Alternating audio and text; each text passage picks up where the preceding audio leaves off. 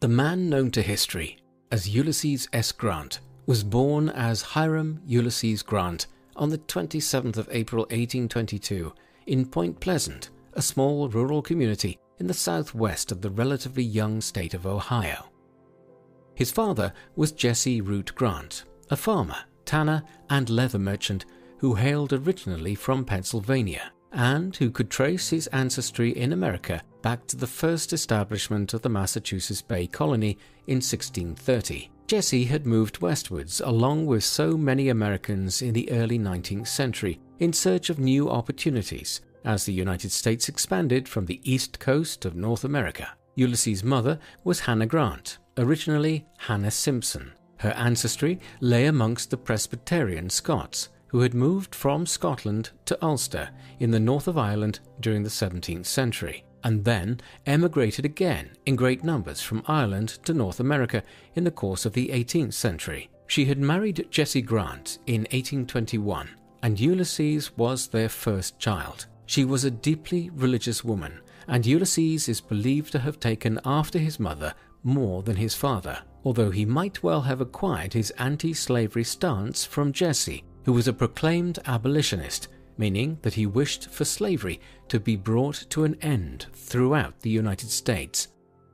Ulysses would grow up in a large household, as he had 5 siblings: Simpson, Clara, Orville, Jenny, and Mary. The family was well enough off that Ulysses was provided with a substantial education at numerous private schools. This included a stint at the Rankin Academy in 1838. This was run by John Rankin, a noted abolitionist and educator who was prominent in running the Underground Railroad at the time. This was a system of safe houses and transport networks which abolitionists in America used to help escape slaves in the southern states of America to flee from slavery. Grant was growing up at a time when the United States was expanding swiftly, having largely been confined to a series of states along the eastern seaboard of North America in the 18th century. American eyes were turning west from 1800 onwards, with expansion towards the Great Lakes in the north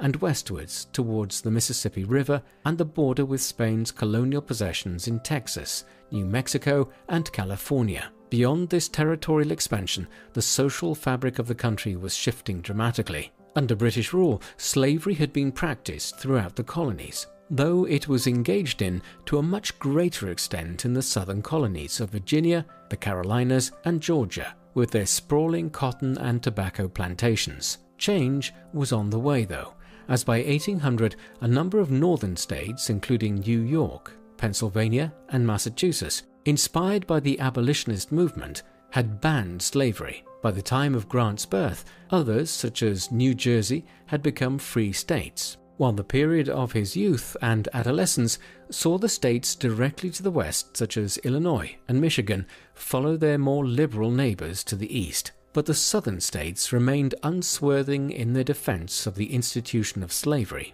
and so the stage was already being set during Grant's youth for a titanic struggle between the northern and southern states.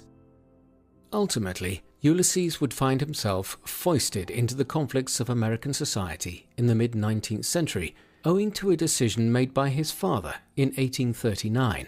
At this time, when Ulysses was still just 17, his father requested an acquaintance to nominate his son to the United States Military Academy at West Point in the state of New York, then, as now, the leading military academy in the United States. The application was successful, though, owing to an error in his registration, Hiram Ulysses Grant was recorded as Cadet Ulysses S. Grant on entry. This new name stuck. Grant was initially skeptical about life at West Point, but he eventually grew into it, acquiring a reputation while there for his equestrian skills. Though, more broadly, he was only an average pupil. When he graduated in June 1843, he did so ranked 21st of 39 cadets in his class. Having finished at West Point, he was quickly appointed to the 4th Infantry Division and sent to St. Louis in the state of Missouri as a brevet second lieutenant. Grant seems to have been relatively uncommitted to a military career at this point and considered this a temporary posting, from which he might retire in a year or two. Yet it was a highly significant period in other ways. While at West Point, Grant had befriended Frederick Tracy Dent, a fellow cadet who was slightly older than Ulysses. Dent originally hailed from Whitehaven near St. Louis, and Grant became a regular visitor at the Dent household following his arrival in Missouri. He had soon struck up a relationship with Dent's sister, Julia, and in 1844 they were engaged. The union, though, would not be formalized into a marriage for another 4 years, as war on the southern border interrupted their plans in this regard. The war, which erupted in 1846, was the direct result of the contentious position of Texas between the United States and Mexico, traditionally part of Spain's colonial possessions in Central America. Texas had become part of Mexico when the country acquired independence from its mother country, Spain, in the early 1820s. However, Texas's position within the broader Mexican state was always contentious, and in 1836 it broke away into a new Republic of Texas. Thereafter, it gravitated towards the US, and when he was elected as president late in 1844, a major plank of James Polk's policy platform was expansion of the United States into Texas. This was duly accomplished in 1845 with the formal annexation of the Republic of Texas. However, Mexico was unwilling to accept this new dispensation. In particular, a boundary dispute arose over where the new border between the US and Mexico should lie, Polk's administration favoring the Rio Grande, and the Mexican government arguing that the frontier should be located along the more northerly Nueces River. These issues spilled over into war in 1846. Grant's role in the war was limited as a junior officer, but also formative in its own way, as he fought at the Battle of Palo Alto, the first major clash of the war, near Brownsville in Texas on the 8th of May 1846. It was also the first time Grant had seen active combat. He subsequently served as a regimental quartermaster further west towards California and then in Mexico itself in 1847. He earned a commendation for his role in the Battle of Molino del Rey, fought near Mexico City in September 1847. And so, while he did not have any major command during the US-Mexican War, it is increasingly viewed as an important period in his career as a military commander. It was between 1846 and 1848 that Grant gained his first experience of warfare, and it was to be the only war he fought in prior to the outbreak of the Civil War in 1861, and as such, it must be considered his most active training period for the later conflict. Ultimately, the US-Mexican War ended in a total US victory. Having secured the border regions in the opening months of the conflict, General Winfield Scott advanced into Mexico itself in the spring of 1847, eventually occupying Mexico City, a campaign which Grant was involved in. The resulting Treaty of Guadalupe Hidalgo, agreed in February 1848, saw Mexico acknowledge US control over Texas, while the Rio Grande was established as the border between the two nations. Consequently, while the US did not take the opportunity provided by its complete military victory to acquire further land from Mexico, the peace essentially consolidated its position in Texas and established the modern border between the two countries. In the aftermath of the US-Mexican War, Grant returned to St. Louis and married Julia Dent. Theirs was a close relationship, though initially it caused a rupture between Grant and his parents, who were discontented with the Dents being slave owners. Despite their family squabbling, which continued with varying degrees of intensity for decades to come, there is little doubting Ulysses and Julia's affection for one another. She had a cast in her left eye and squinted as a result of it, a characteristic which years later, when Ulysses became president, she considered having surgery to correct. He vetoed the idea, stating that he loved her just as she was. Evidently, it was Julia's liveliness and other character traits which made Ulysses devoted to her. Eventually, they would have 4 children, 3 boys, Frederick, Ulysses Jr., and Jesse, and a girl named Ellen. But Ulysses and Julia's early family life was repeatedly interrupted by Grant's military postings. In the years following the US-Mexican War, he was moved around several times to different military commands in Detroit and New York State, but it was finally to California that he was dispatched in the early 1850s. Gold had been discovered out on the west coast, and as settlement increased there around the middle of the century, a heightened military presence was needed. Julia was heavily pregnant at the time, and Grant was forced to leave her in the east, while he headed west.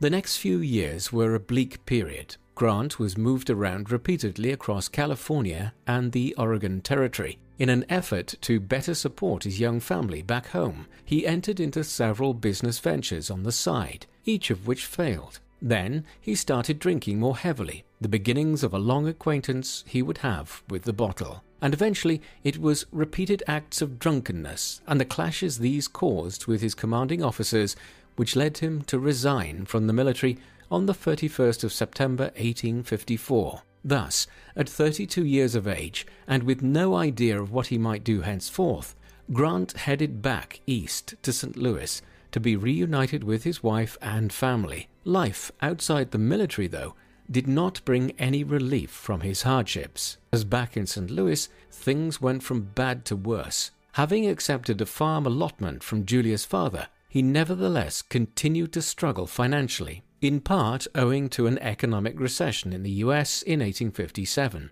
A venture into real estate proved abortive, and in the late 1850s, Grant was reduced to selling firewood on a St. Louis street corner to make some extra cash, and even pawned a gold watch, a prized possession at one point.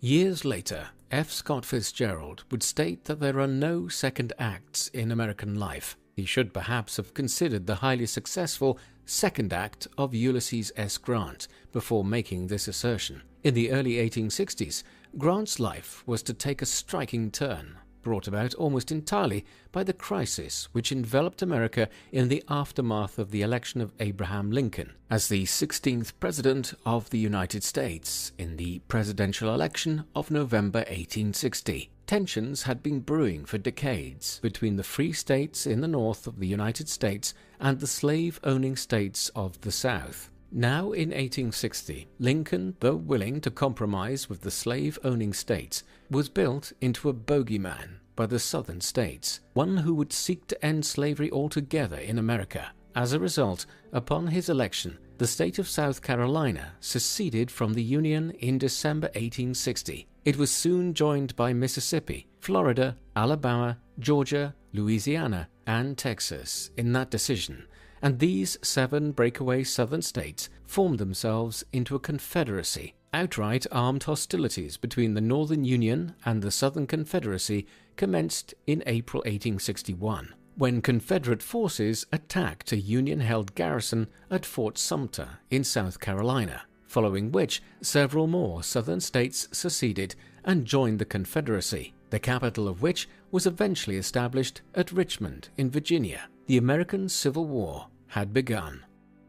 Upon the outbreak of hostilities in the spring of 1861, Grant rejoined the army after a near 7-year absence. In the initial stages of the conflict, he was involved in efforts to recruit and train forces in Missouri and Illinois, but it was not long before he had been given a command in southern Illinois, based on his previous military experience. He would spend the first year of the war operating in the border region between southern Illinois and Kentucky, and further south towards Tennessee, playing a delicate balancing act in areas where military heavy-handedness was frowned upon, in the hopes that these communities straddling the North and the South could be won over to the Union cause. At the beginning of 1862, frustrated by his lack of major commands, Grant sought and received permission from General Henry Halleck to undertake an offensive campaign.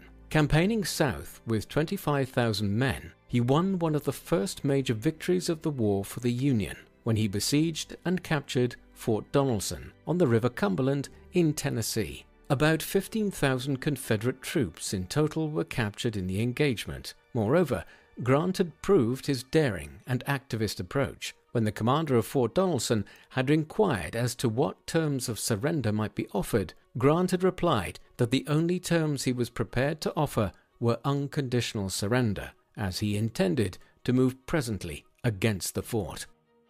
As a result of his actions at Fort Donelson, Grant was now promoted to the rank of Major General. 2 months later, he was the major Union commander at the Battle of Shiloh in Tennessee on the 6th of April 1862, where over 100,000 Union and Confederate troops fought.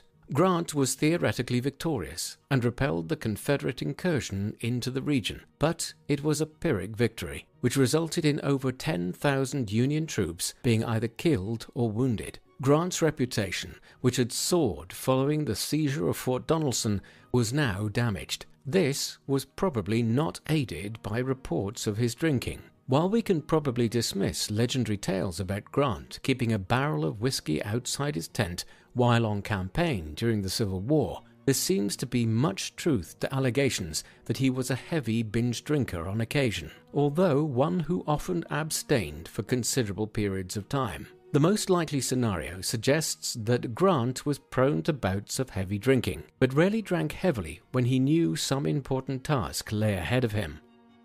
Despite these setbacks, before the end of 1862, Grant had convinced his superiors to allow him to proceed towards Mississippi, where he planned to seize Vicksburg, one of the Confederates' major strongholds on the Mississippi River. This he duly succeeded in accomplishing 6 months later, when it finally surrendered on the 4th of July 1863. Grant's actions here were particularly notable, as the Vicksburg campaign ensured Union control of the Mississippi River, effectively cutting the Confederacy in two, between those states further to the west and the core of the southern states to the east of the Mississippi. While Grant was making a major name for himself in Tennessee and Mississippi, the war was proceeding with mixed results for both sides. While 1861 had seen the outbreak of the war and the consolidation of the Confederacy, in 1862 it settled into a particularly intense campaign in the eastern states around Virginia, Maryland, and Delaware, where the Union and Confederacy were in the peculiar position of having their respective capitals less than 100 miles away from each other. But it was in 1863 that the war really turned. It was this year that Lincoln signed the Emancipation Proclamation, making the abolition of slavery in the Confederate States a stated war goal for the Union. Henceforth, it was clear that victory for the Union in the war would mean an end to the institution of slavery throughout the United States. Having won a significant victory repelling the Union forces at Chancellorsville in Virginia, the leading Confederate general Robert E. Lee undertook a campaign into the north through Pennsylvania in the early summer of 1863. This culminated in the 3-day-long Battle of Gettysburg in Pennsylvania between the 1st and 3rd of July, the bloodiest engagement of the entire Civil War. Gettysburg saw Lee's Army of Northern Virginia heavily defeated, with nearly 25,000 of his 75,000-man army either killed or wounded. It was a turning point in the entire conflict, which combined with Grant's seizure of Vicksburg to the west a day later on the 4th of July, put the Union on the offensive. It has also gone down in history as much for Lincoln's address to mark the battle the following November, in which he spoke of the great Civil War being fought to ensure that freedom shall not perish from the earth. Meanwhile, in recognition of his prowess in the field and accomplishments in the seizure of Vicksburg and other strategic sites, Grant was appointed as Lieutenant General in March 1864 and placed in overall command of the Union Army. He was now in charge of the effort to finally defeat the Confederacy and bring the war to an end. Grant's strategy was relatively simple in 1864. He intended to use the Union's numerical superiority to essentially confine Robert E. Lee's forces, protecting Richmond within the state of Virginia, while several of his sub-commanders would conduct campaigns further to the south and southwest, for instance, seizing Georgia. This strategy was broadly successful elsewhere, although despite the tightening of the noose on Richmond, Grant failed to take the Confederate capital in 1864, even after a near 2-week-long bloody engagement at Cold Harbor some 10 miles from the city ended in a stalemate. Grant's forces now settled in June 1864 into what would become a 9-month siege of the town of Petersburg, not far from Richmond. As it wore on, though, the siege of Petersburg became symptomatic of the Confederate cause in general. The breakaway affiliation was now largely confined to isolated centers of control out further west in Alabama and Texas, and a strip of land running along the east coast around Virginia and parts of the Carolinas and Georgia. By the autumn of 1864, the city of Atlanta in Georgia had been captured, and the Union Army had advanced as far as the Atlantic coast in parts of the South. As the winter set in, Lee's troops in Virginia began to desert in large numbers, owing to starvation and the general hopelessness of the Confederate cause. And by the spring of 1865, Lee's position was hopeless. The American Civil War eventually came to an end on the 9th of April 1865. A week earlier, Lee had abandoned the line which he had been trying to hold around Petersburg. Richmond was now open to a Union advance. As a result, on the 9th of April, Lee agreed to meet with Grant in the courthouse in the village of Appomattox in Virginia to negotiate the surrender of the Confederacy. Here, the two generals reminisced about their experiences in the war with Mexico nearly 20 years earlier, before getting round to the business of ending the Civil War. Grant, for his part, was authorized to negotiate that there would be few reprisals of any kind for those who laid down their weapons. As a result, when word spread west to the Confederate forces in those states, the surrender was quickly agreed to, and the last fighting occurred in Texas at the end of May. Yet the man who had been at the center of these events would never live to see the ultimate cessation of hostilities. On the 14th of April, just 5 days after Lee had surrendered to Grant at Appomattox, Abraham Lincoln was assassinated by John Wilkes Booth, a stage actor and Confederate sympathizer, in Ford's Theater in Washington, D.C. Grant himself had nearly been present with Lincoln, having turned down an offer to attend the performance with the president. Indeed, allegations flew in the days that followed that Grant was also a target of Booth and his co-conspirators. They were unsuccessful if he was. Grant lived, and Andrew Johnson, Lincoln's vice president, was sworn in as the great man's successor. The end of the war witnessed the inception of the policy of Reconstruction. On the surface, this was aimed primarily at bringing slavery to an end in the Confederate States and ending the remnants of secession in the South.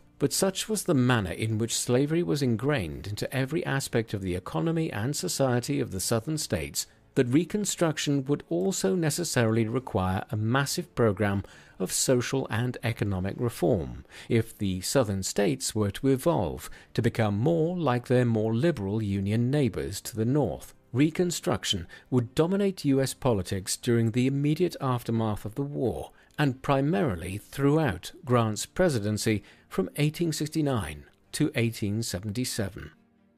Even prior to his tenure in the White House, Grant was involved in Reconstruction politics. In the months after the conclusion of the Civil War, he was sent on a tour of the Southern states at the behest of President Johnson. This was important for two reasons. Grant was received favorably during his travels throughout the former Confederate states, somewhat surprisingly given his position as the Union's foremost general. This indicated that he could be a unifying figure during the Reconstruction period. Secondly, Grant submitted a report to Johnson upon completion of his tour, in which he recommended a lenient approach towards the former Confederate states he had just visited, in order to help end the bitterness of the Civil War.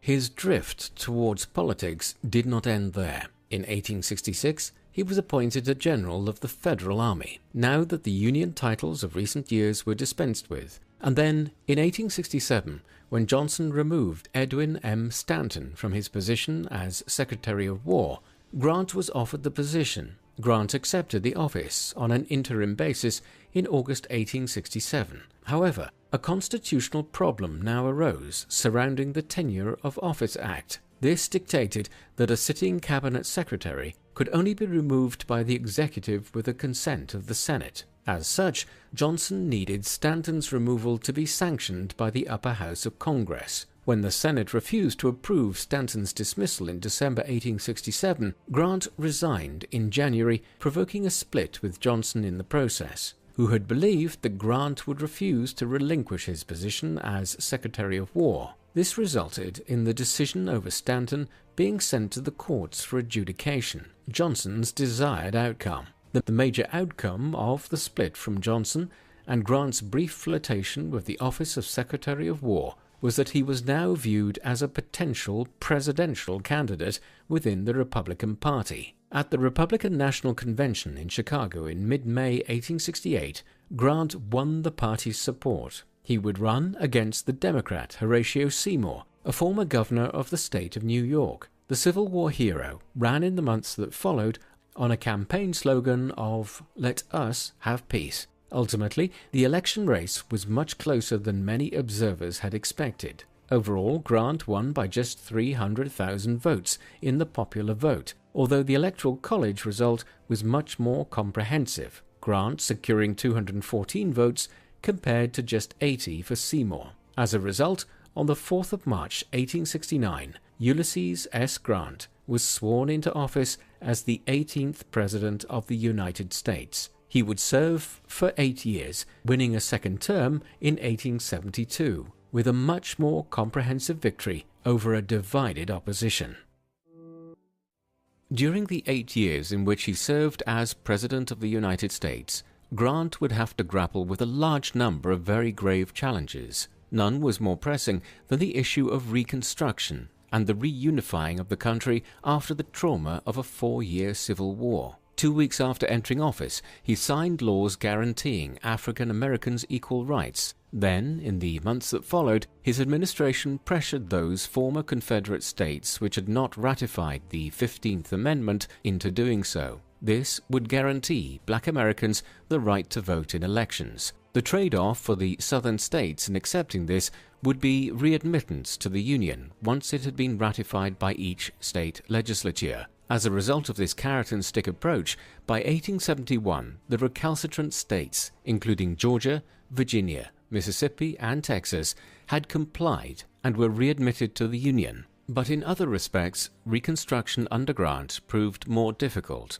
Armed bands of traditional Southern conservatives sprung up across the former Confederate states in the late 1860s and early 1870s. The Ku Klux Klan was just the most prominent of these, and others, such as the Red Shirts and White League, collectively termed Redeemers, strove to use violence and intimidation to reclaim control of the southern states of the Democratic Party and force through a white supremacist agenda. In response, Grant's administration created the U.S. Justice Department and charged it with cracking down on white Redeemer movements in the South. In tandem, the Federal Army was dispatched to key sites in order to maintain law and order and defend Reconstruction. The result, it is generally acknowledged, is that Grant's administration crushed the power of the Ku Klux Klan for a generation in the South by arresting hundreds of senior members and prosecuting many of its most powerful benefactors who financed the Klan.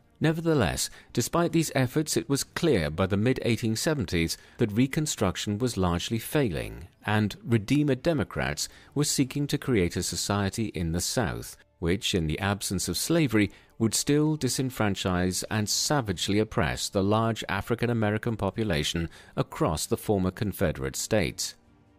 Reconstruction was intimately tied to the finances of the country. During the war, the Union government had resorted to issuing banknotes that were not backed up by the gold or silver standard. In the 19th century, all Western governments only issued money that was backed by a certain amount of gold and silver bullion reserves. The emergency caused by the Civil War had seen Lincoln's administration resorting to simply printing banknotes, resulting in considerable inflation. To correct the situation, Grant passed the Public Credit Act within 3 weeks of entering office. This essentially promised those who held banknotes issued during the Civil War that they would be repaid in coin backed by the gold and silver standard. The idea here was to curb inflation and also introduce much greater confidence into the financial system that the Civil War banknotes, termed greenback notes, were as good as real money and would not become worthless now that the war was receding in the collective memory. The overall effect of this was a continuation of the economic recovery, which had already started under Johnson's administration between 1865 and 1869. Yet it was not all smooth sailing on the financial front across the 8 years of Grant's administration. In 1873, an economic crisis developed following the collapse of the New York brokerage firm J. Cook and Company, which was heavily involved in the railway building boom of the time. As the west and east coasts were connected via extensive train lines, this was compounded by frailties in the global economic system, with Germany having demonetized silver in the aftermath of the unification of the country in 1871, triggering a series of financial failures in European capitals such as Vienna. The resulting downturn led to an economic depression, which would linger for the remainder of Grant's second term, creating financial hardship for many American citizens. The economic crisis was known at the time as the Great Depression, but this term was abandoned 70 years later when a much deeper economic crisis led to the period after the Wall Street crash of 1929 becoming known as the Great Depression. Accordingly, the economic crash and depression of 1873 to 1877 is today termed the Panic of 1873.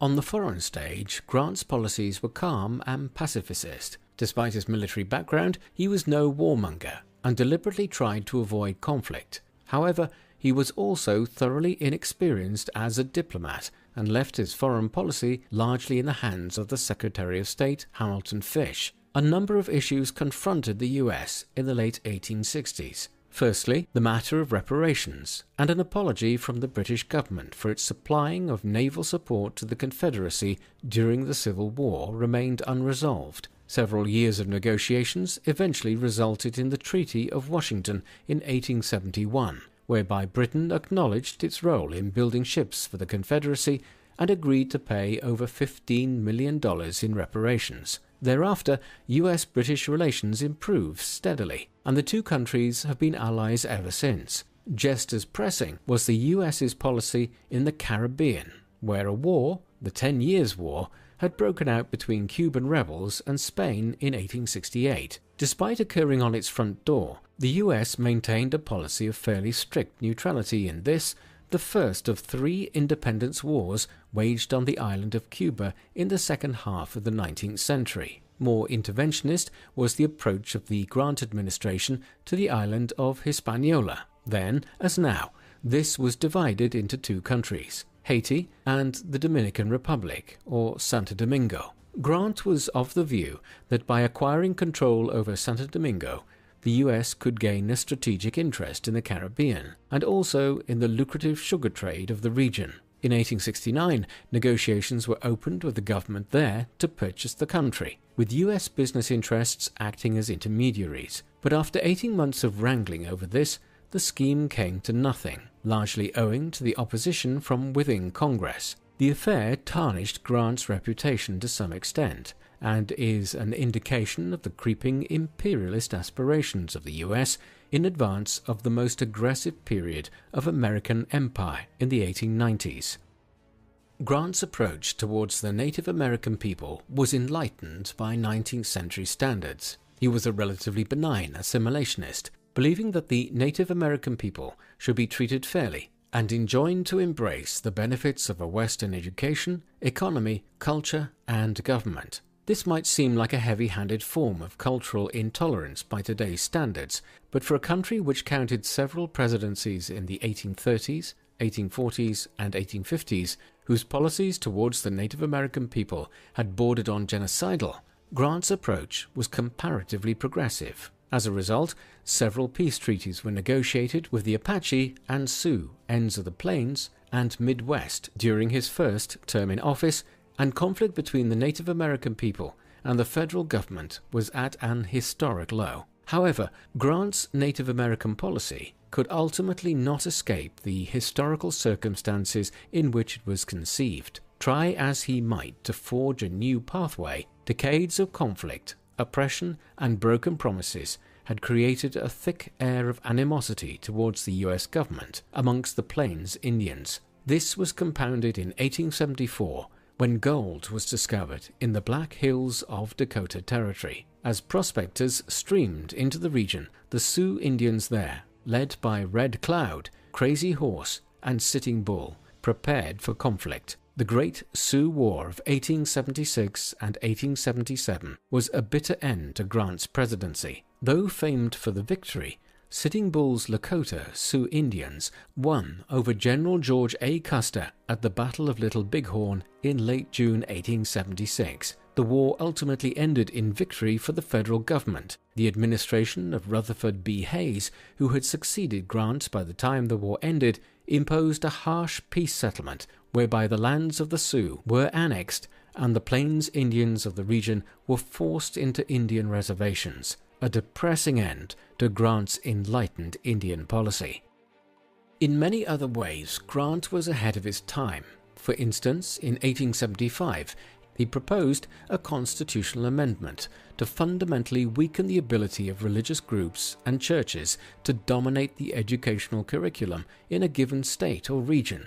Essentially, here he was calling for greater separation of church and state in a manner which was only beginning to be countenanced in the more liberal European countries. Equally, he was progressive in his advocacy for America's Jews, appointing dozens of Jewish Americans to federal office. Perhaps most unusual was his appointment of Eli S. Parker, a Seneca Indian, as his Commissioner for Indian Affairs. Yet Grant's presidency was not without scandal either. During the 1872 election campaign, the press revealed that a number of prominent members of the Republican Party had been involved in siphoning profits from the Union Pacific Railroad Company through a shady corporate entity called Crédit Mobilier. Grant, who it must be said was scrupulously honest throughout his military and political career, was not implicated directly, but the fallout, nevertheless, damaged the Republicans, and by implication, his presidency. Worse followed in 1875 with the so-called whiskey ring scandal. This had involved prominent federal officials and whiskey distillers defrauding the government out of tax revenues, facilitated by a widespread system of bribery. Again, Grant was not involved, but his private secretary, Orville E. Babcock, was, as was the Secretary of War, William Belknap. Resignations followed, but Grant again was damaged in the final 2 years of his presidency by the actions of others. The final act of Grant's presidency became one of the most controversial moments in the constitutional and electoral history of the United States, though Grant acquitted himself well throughout the course of it. With Grant having served 2 terms, the Republican Party had selected Rutherford B. Hayes to contest the 1876 presidential election against the Democratic candidate Samuel Tilden. The election was held on the 7th of November 1876. The result, when it came, was highly contentious. In the mid-1870s, there were 369 electoral college votes. When the votes were counted, it was clear that Tilden had won 184 votes, one short of the 185 needed to be elected president. Hayes had certainly won 165 votes, but 20 votes were the subject of considerable dispute. These were the electoral college votes for the states of Florida, Louisiana, South Carolina, and Oregon. In the case of Oregon, the vote was contested as one of the electors for the state was found to be illegitimate, as he was an appointed official there, while in the other 3 states the vote was close enough that both parties claimed victory. The dispute dragged on into 1877. As it did, Grant, as the sitting president, came center stage. He instructed Congress to resolve the matter through legislative action and according to the electoral rules.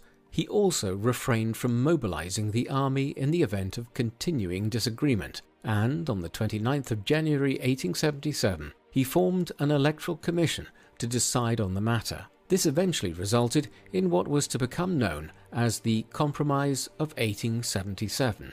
Under its terms, Rutherford B. Hayes was elected as the 19th President of the United States, a decision which was certainly fair, as the surviving evidence indicates that Hayes had actually won the 4 states in contention, though by less than 1,000 votes in the cases of both Florida and South Carolina. As such, Hayes would enter the White House with the smallest winning margin in the U.S. electoral history, winning the Electoral College vote by 185 votes to Tilden's 184 votes. But his victory came at a cost. In return for their acceptance of the result, the Democrats demanded that federal troops, which had been stationed across the former Confederacy states in the South since the end of the Civil War, should be removed from states such as Florida, Louisiana, and South Carolina. In the aftermath of their departure, the Democrats tightened their grip on the southern states, essentially rejecting Reconstruction and opting for a harsh imposition of Jim Crow laws, which disenfranchised the free African American community in the South of the United States. Part of Grant's legacy has been tied up in his role in the Compromise of 1877 and the manner in which it allowed for the oppression of the African American communities of the southern states for decades to come. Yet Grant can hardly be held accountable for this. The southern states always seemed likely to set out on the path which they did in 1877, and Grant can hardly have prevented this in his final days in office. Conversely, at the time, he was widely praised for the manner in which he averted a constitutional crisis and renewed violence across the United States through his handling of the election crisis. Once the compromise was reached and Hayes eventually took up office in early March 1877, Grant was once again a private citizen. He was still just 54 years of age, a markedly young age for a man who had served an 8-year term and who had already lived such an eventful life up to that point. Given this, his later years might seem like something of an anticlimax, but they were not without their own considerable points of interest. First up was a world tour which he and Julia undertook. Over a 2.5-year period between the early summer of 1877 and the autumn of 1879, Europe was first on the itinerary, with the Grants travelling to England to meet with Queen Victoria before a long sojourn through continental Europe, in which audiences were had with Pope Leo XIII and the Chancellor of the newly established German Empire, Otto von Bismarck. Others whom they met with included Napoleon III of France and the celebrated German composer Richard Wagner. Further travel was then undertaken to the Holy Land and Egypt before returning to Europe and then heading onwards to Asia in 1879. The last leg of the world tour was the most interesting in many respects. While visiting Meiji, Japan, Grant became involved in efforts to establish a lasting peace between Japan and Qing China, during the course of which he got caught up in a conspiracy which aimed to assassinate both the Emperor Meiji and Grant himself. The Grants finally returned to the US, arriving in San Francisco in September 1879. During their long circumnavigation of the globe, Grant had received petitions from members of the Republican Party asking him to run again for the presidential office. In the 19th century, and for much of the 20th century, until the passage of the 22nd Amendment to the US Constitution by Congress in 1947, there was no legal barrier to serving more than 2 terms in office. However, tradition dictated that no one typically should serve more than 2 terms, in line with a precedent which George Washington had established. Now, however, many believed that tradition should be ignored to bring Grant back for a 3rd term. Grant was not indisposed to the scheme, and so encouraged his supporters to put forward his name at the Republican National Convention, which met at Chicago in early June 1880. What followed was a chaotic convention. 3 main candidates, Grant, James Blaine, and John Sherman, were the candidates. Grant secured the most votes in the initial voting, but not enough to reach the 370 votes required for any candidate to be officially selected by the party. After dozens of subsequent votes, the impasse was finally broken when Blaine's supporters conceived of a scheme to nominate a compromise candidate in the shape of James Garfield, like Grant, a former Union general who had fought in the Civil War. Realizing he was beaten, Grant eventually threw his backing behind Garfield. The Republicans finally had a candidate, one who won the subsequent presidential election, but he did not last long in office, as Garfield was assassinated in September 1881, just months after his inauguration, becoming the second of 4 US presidents to have been killed in office. His vice president, Chester A. Arthur, succeeded Garfield and served until 1885.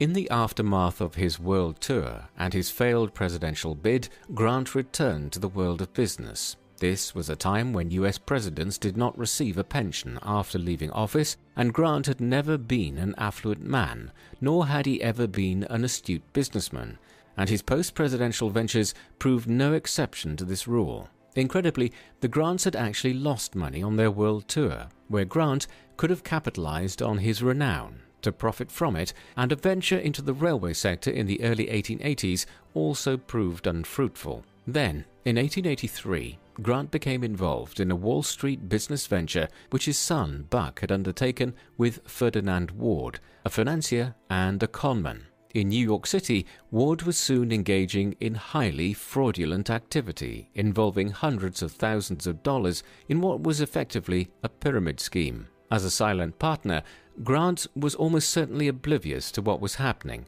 but Buck Grant was quite possibly privy to Ward's actions. In any event, Grant himself testified against Ward in court in 1885, shortly before his own death, and when the full details emerged, it actually elicited public sympathy for Grant, who had been swindled considerably by Ward. While all of this was unfolding in New York, the former president was working away at what became the only truly profitable business venture of his entire life. A renowned storyteller, Grant decided in the early 1880s to write his memoirs. His financial situation was inestimably aided by an offer by Mark Twain to publish the memoirs and guarantee Grant 70% of the royalties, an enormous percentage which was a clear act of charity on Twain's part. Eventually finished in the early summer of 1885, the memoirs have been well regarded ever since, with Grant depicting himself fairly and accurately by most standards. They became a bestseller,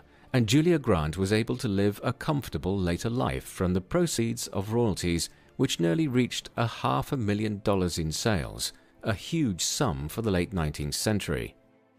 Yet Grant would never live to see his memoirs published. In the summer of 1884, he had developed a throat problem, which was subsequently diagnosed in October as throat cancer. It advanced rapidly, and Grant would ultimately die from it on the 23rd of July, 1885, just days after finishing his memoirs, and at the relatively young age of 63. Over 1.5 million people attended Grant's funeral in a long 11-kilometer procession through New York City on the 8th of August 1885. In sharp contrast to later impressions of his presidency, Grant was eulogized at the time as being comparable to George Washington. He was buried in Riverside Park, but his body was later re-entombed at the purpose-built General Grant National Memorial in the Morningside Heights neighborhood of Upper Manhattan, where it remains the largest burial tomb dedicated to an individual in the entirety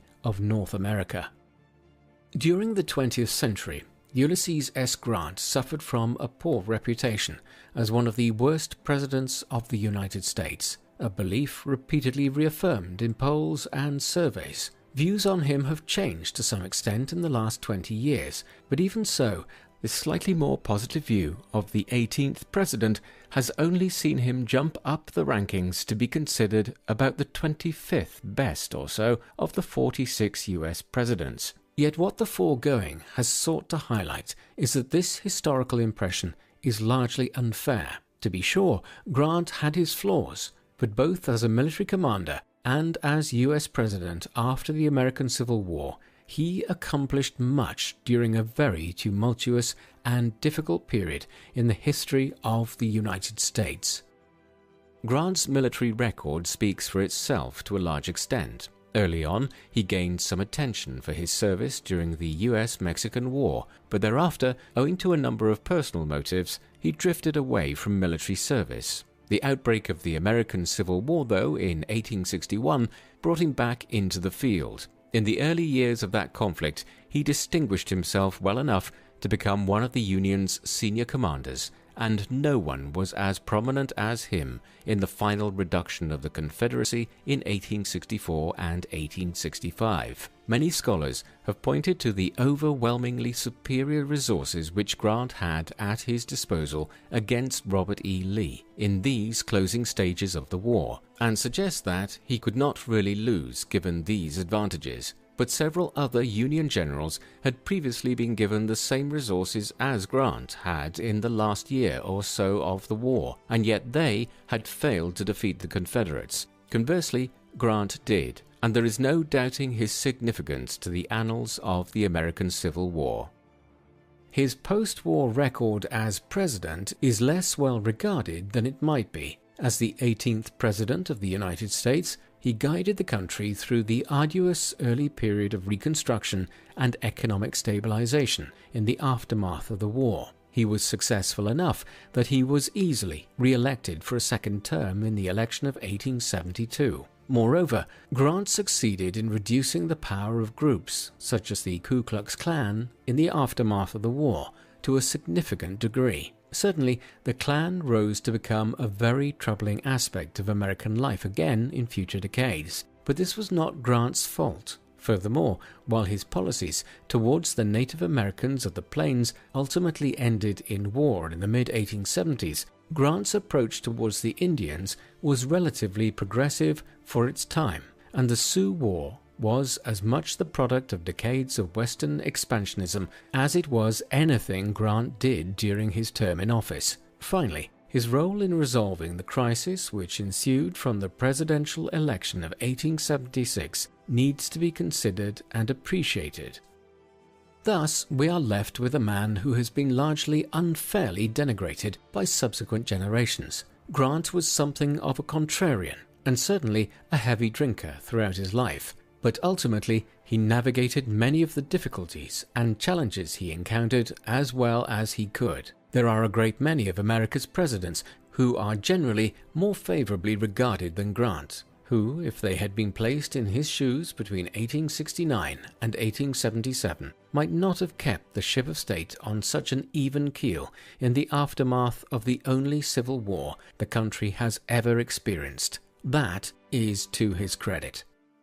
What do you think of Ulysses S. Grant? Should he be primarily remembered for his role as a general in the American Civil War? Or is his legacy as President of the United States one which has been unfairly dismissed and forgotten? Please let us know in the comment section. And in the meantime, thank you very much for watching.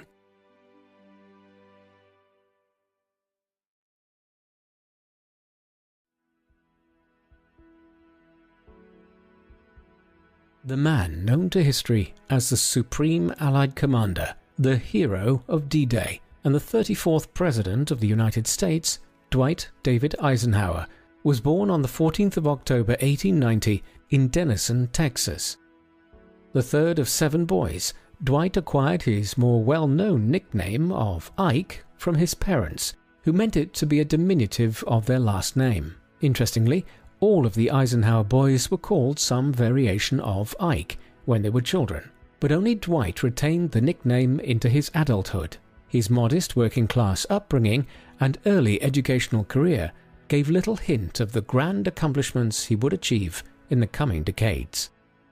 Eisenhower was descended from German, English, and Scottish immigrants to North America. His paternal ancestors had been German Protestant farmers who had emigrated to Pennsylvania during the 1740s. A branch of this family moved to Kansas during the 19th century, and there, at Lane University, David Eisenhower met his future wife, Ida Stover. The two were married in the autumn of 1885 and settled in the town of Hope, Kansas. The Eisenhowers opened a general store in Hope, and Ida gave birth to their first son, Arthur, the following year.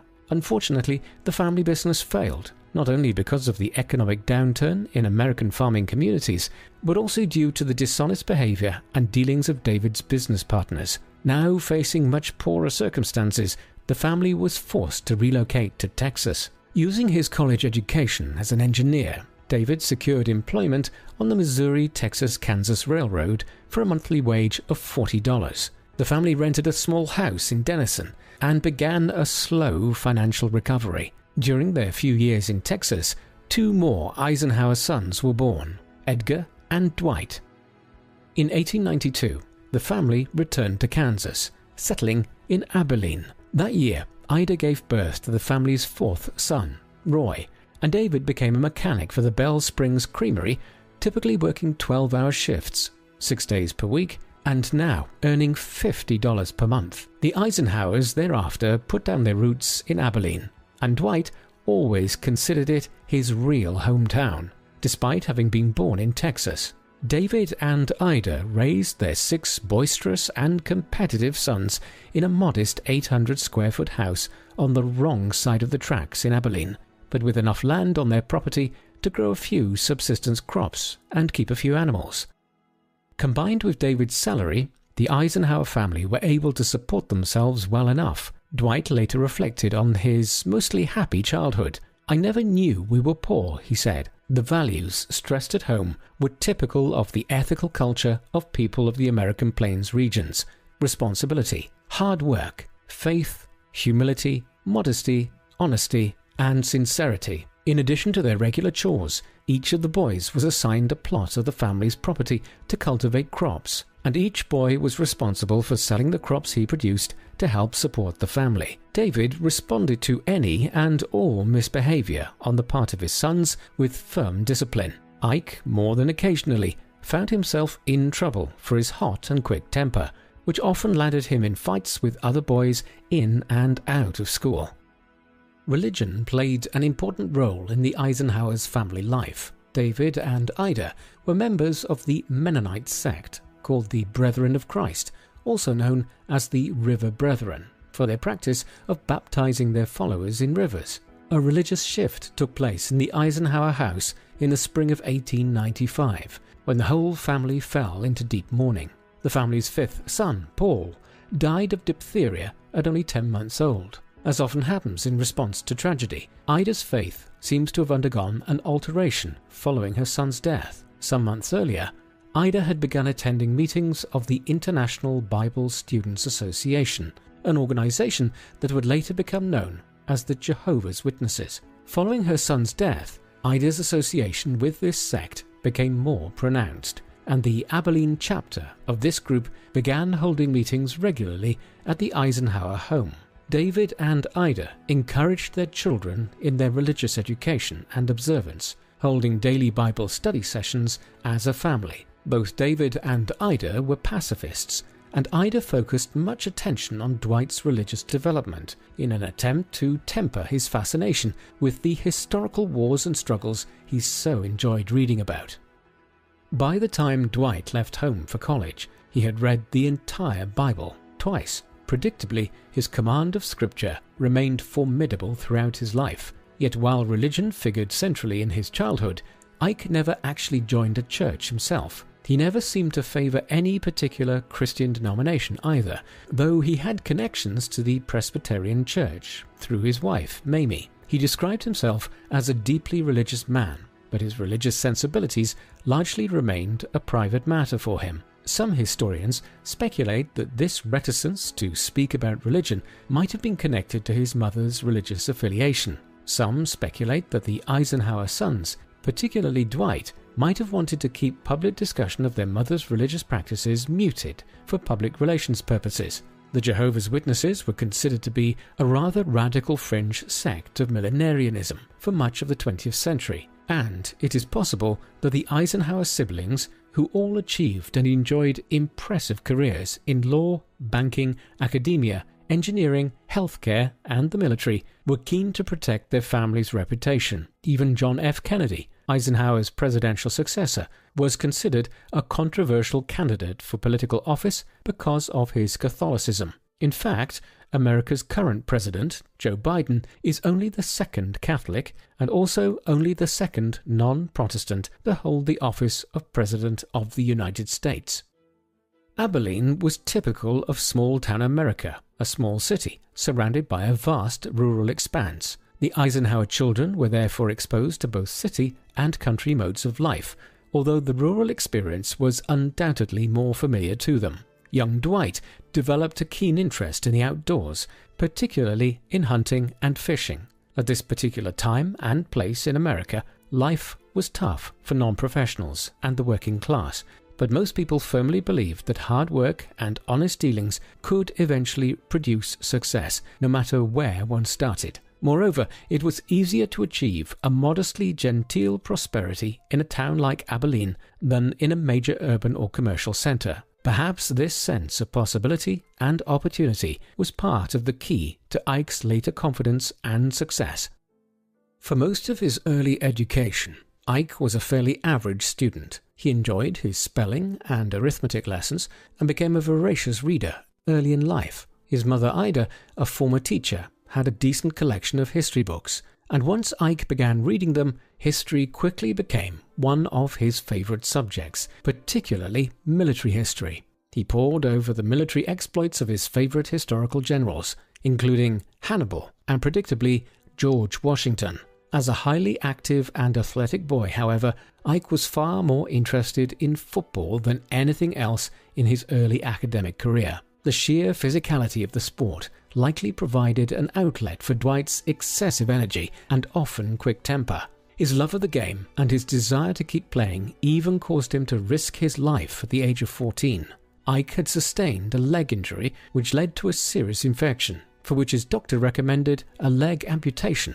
Ike implored his parents to respect his decision to forego the amputation, even if the infection killed him. He preferred to take a chance that he might get better and retain the use of his legs. This would not be the first time that luck was demonstrably with him, and Ike made a full recovery, going on to play football in high school and college. Throughout his educational career, he continued to demonstrate fairly average academic performance overall, but retained his interest in history and reading. Western novels were a particular favorite of Ike's. He also showed an aptitude and interest in the practical applications of maths and sciences, which is unsurprising for the son of a college-educated engineer, as well as a man whose admirers would come to consider as a strategic and organizational genius. Ike's strategic thinking also manifested itself in his skill at card playing, a pursuit he continued to enjoy and to get better at throughout his life, particularly poker and bridge. His high school contemporaries predicted that Ike would enjoy a successful career as an Ivy League history professor. However, financial circumstances and personal inclinations guided Eisenhower in a vastly different direction. Dwight and his older brother Edgar graduated from Abilene High School together in 1909. Both wanted to go to college, but the family's income at the time was insufficient to pay tuition for two sons at once. Dwight and Edgar therefore agreed that Edgar would attend college first, while Dwight went to work at the creamery where their father worked. In this way, Dwight would help finance his brother's education, with the understanding that after Edgar graduated, he would do the same for Dwight. He spent more than a year working 6 days a week for a wage of $3 at the creamery. It was soon suggested to him that entering a military academy could secure him a tuition-free college education. Ike's long love affair with military history and his active, sometimes temperamental personality as a young man made him an ideal fit for such an institution. It would teach him structure, self-control, and the value of cooperation, all of which would be crucial to his later military and political roles. In 1911, with decent test scores and a recommendation from his congressman, Eisenhower was admitted to West Point Military Academy in New York. Eisenhower's college career was formative, and the experience he had there taught him much about the value of organization and calm, competent leadership. He started out less interested in becoming a military career man than in simply obtaining a college education and getting to play football at the same time. During his freshman year, Eisenhower even got the chance to confront the legendary Native American football player and Olympic gold medalist Jim Thorpe in the 1912 game between West Point and the Carlisle Institute, a Native American trade school. Seeking the glory of victory over the team who boasted America's foremost athlete at the time, Ike and several of his teammates focused their offensive on Thorpe in particular, hoping to bolster their team's advantage by taking him out of the game. Thorpe persevered through the onslaught, however, and Carlisle won the game. But this historic match was to be Eisenhower's last. He badly injured his knee following the game, with resulting permanent damage. Being no longer able to play football was a significant loss for Ike, but by his second year at West Point, he was coaching the junior varsity team and continued in this role until graduation. It is likely that coaching helped to foster the general in him rather than the soldier, and brought out the calm, competent, supportive, strategic, and organized side of him rather than the brash, impulsive, and sometimes aggressive side.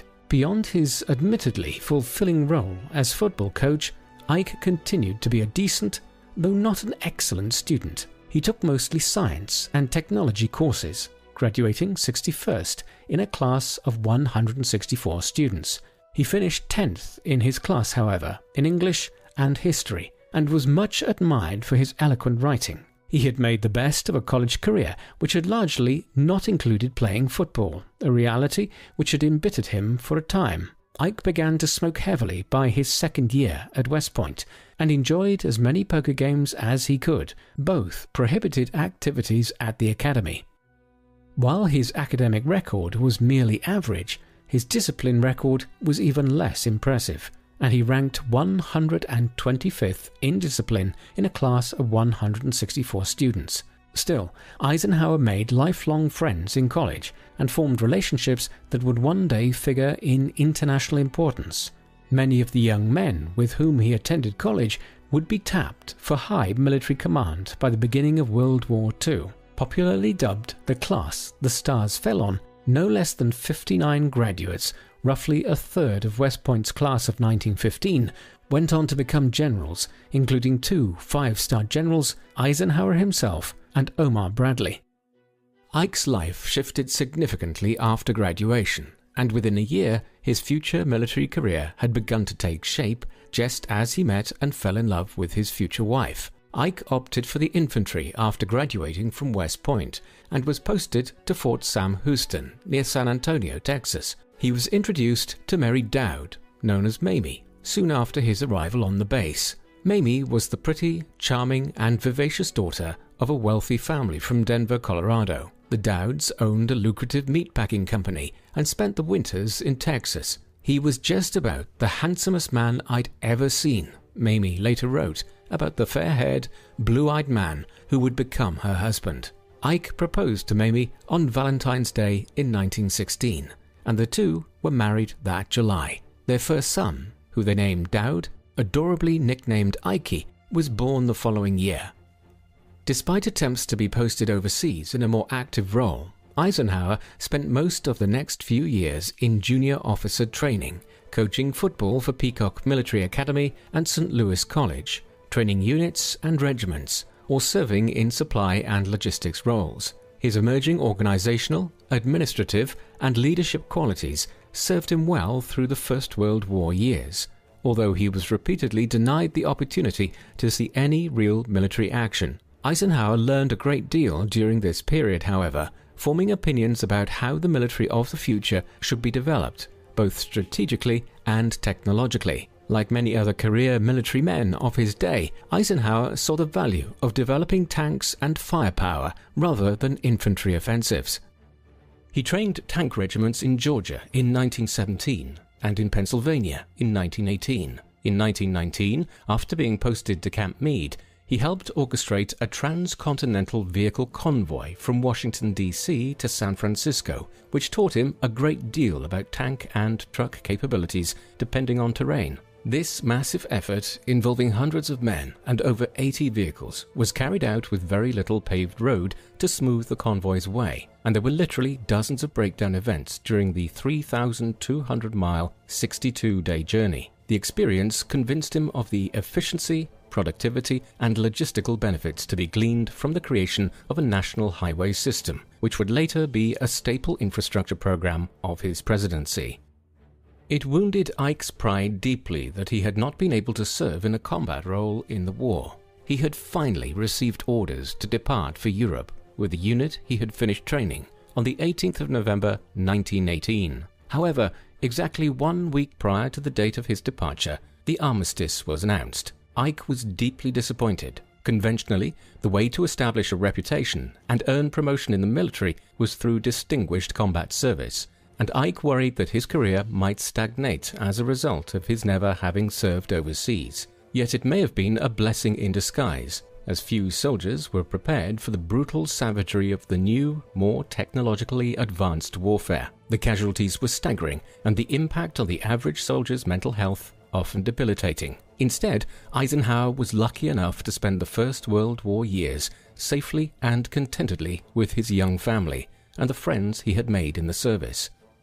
In 1920, Mamie and Ike, who had been staying with her parents off and on during the previous year, rejoined Ike at Camp Meade, Pennsylvania, where they settled into their new house on the base, right next door to George Patton, with whom Ike had quickly become friends. The two shared an enthusiasm for experimentation with military strategy and equipment, forming a personal and professional relationship that would continue through 3 decades and a world war. Tragedy struck in January 1921, however, when the 3-year-old Ike died after contracting scarlet fever. The child had caught the disease from a maid Ike and Mamie had hired, who had begun work in the Eisenhower household before she had fully recovered from her illness. Devastated, Ike and Mamie blamed themselves, and the tragedy had a profound impact on their marriage. Both grieved deeply and privately. Ike rarely spoke about his son's death, later writing, "This was the greatest disappointment and disaster in my life, the one I have never been able to forget completely." A year after Ike's passing, their second and only son, John, was born, and a sense of joy, comfort, and continuity began to return to the Eisenhower household once again. Every year, without fail, Ike sent Mamie flowers on the anniversary of Ike's death. Some of his biographers view Eisenhower's career during the interwar period as relatively stagnant, since he attained a rank no higher than lieutenant colonel prior to the beginning of World War II, when he was 51 years old. However, the 1920s and 1930s were, in fact, a highly productive learning period for Ike, when his more modern views on military development and his emerging promise as a leader, administrator, and strategist brought him to the attention of highly influential military men who mentored him and helped promote his career. Chief among them was General Fox Connor, whom Eisenhower met over dinner at George Patton's house at Camp Meade. Connor was impressed with Eisenhower, and having been appointed Army Chief of Staff by General Pershing, used his influence to have Ike appointed his executive officer in the Panama Canal Zone in 1922, where Connor commanded the 20th Infantry Brigade.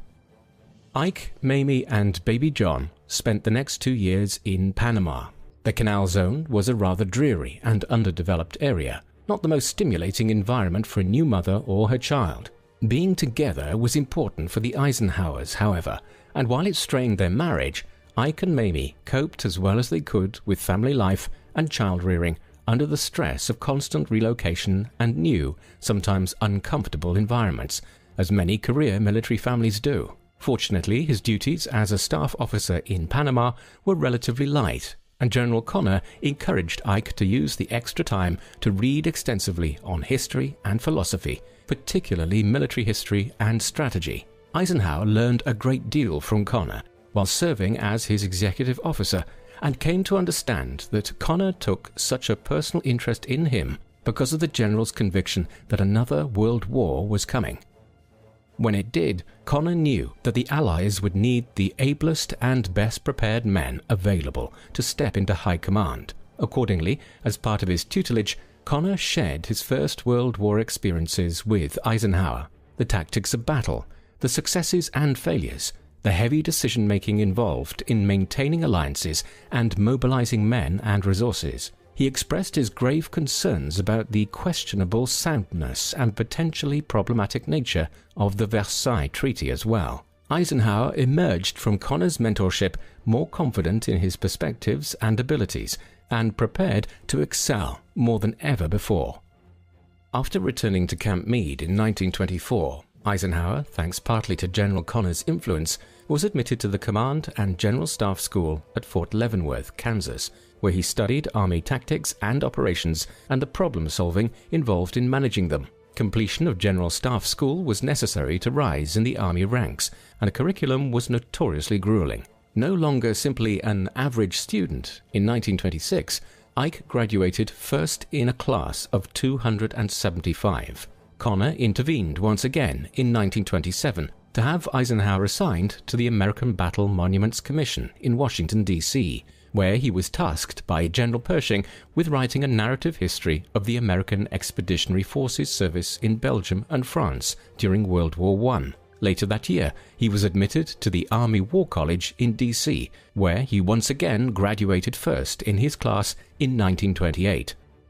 Ike and Mamie spent the next year in France, where Eisenhower was commissioned to tour and produce a guide of the First World War battle sites in France. He was then assigned to the War Department in D.C. and tasked with developing plans and strategies for industrial mobilization should another major war break out. In 1930, he met the newly appointed Army Chief of Staff, Douglas MacArthur, whom he quickly impressed with his intelligence and competence. "This is the best damn officer in the Army," MacArthur once remarked about Eisenhower, and resolved, like General Connor before him, to promote Eisenhower's career. Like Connor, MacArthur believed another war would be on the horizon, and in terms of potential military leaders, Eisenhower was one of the most promising.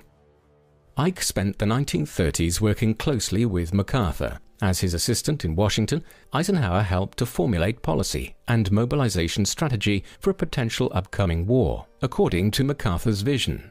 And in 1935, he accompanied the general to the Philippines, where MacArthur had been assigned to serve as military advisor to President Manuel Quezon. The Philippines were in a transitional period towards independence, and U.S. authorities were anxious that the region be defended from a potential invasion, which they worried might be launched by the Japanese. Eisenhower spent the next 4 years attempting to operationalize and implement MacArthur's plan for the Philippines' defense, one which required key regions to be reinforced using a citizen army properly trained to fight, and which could be carried out with limited support and resources from the United States. The task was daunting, and the odds of success seemed bleak, but Eisenhower dutifully pursued his assigned goals and did the best he could under the circumstances. Unfortunately, the Philippines would fall to the Japanese by 1942 anyway. What made Ike's experience in MacArthur's service much more difficult was the political infighting among the Americans stationed there and the personality clashes with MacArthur. But Ike had come a long way from being the hot-tempered young man spoiling for a fight. He had learned instead to compromise, conciliate, and negotiate. He was also noted for maintaining cordial relations with people he disagreed with, a skill he undoubtedly perfected in MacArthur's service. MacArthur was notorious for his irascible personality, and nearly a decade working with him effectively ruined all but the most professional part of the relationship between the two men. Eisenhower, however, proved to have truly mastered himself by having served so well under MacArthur.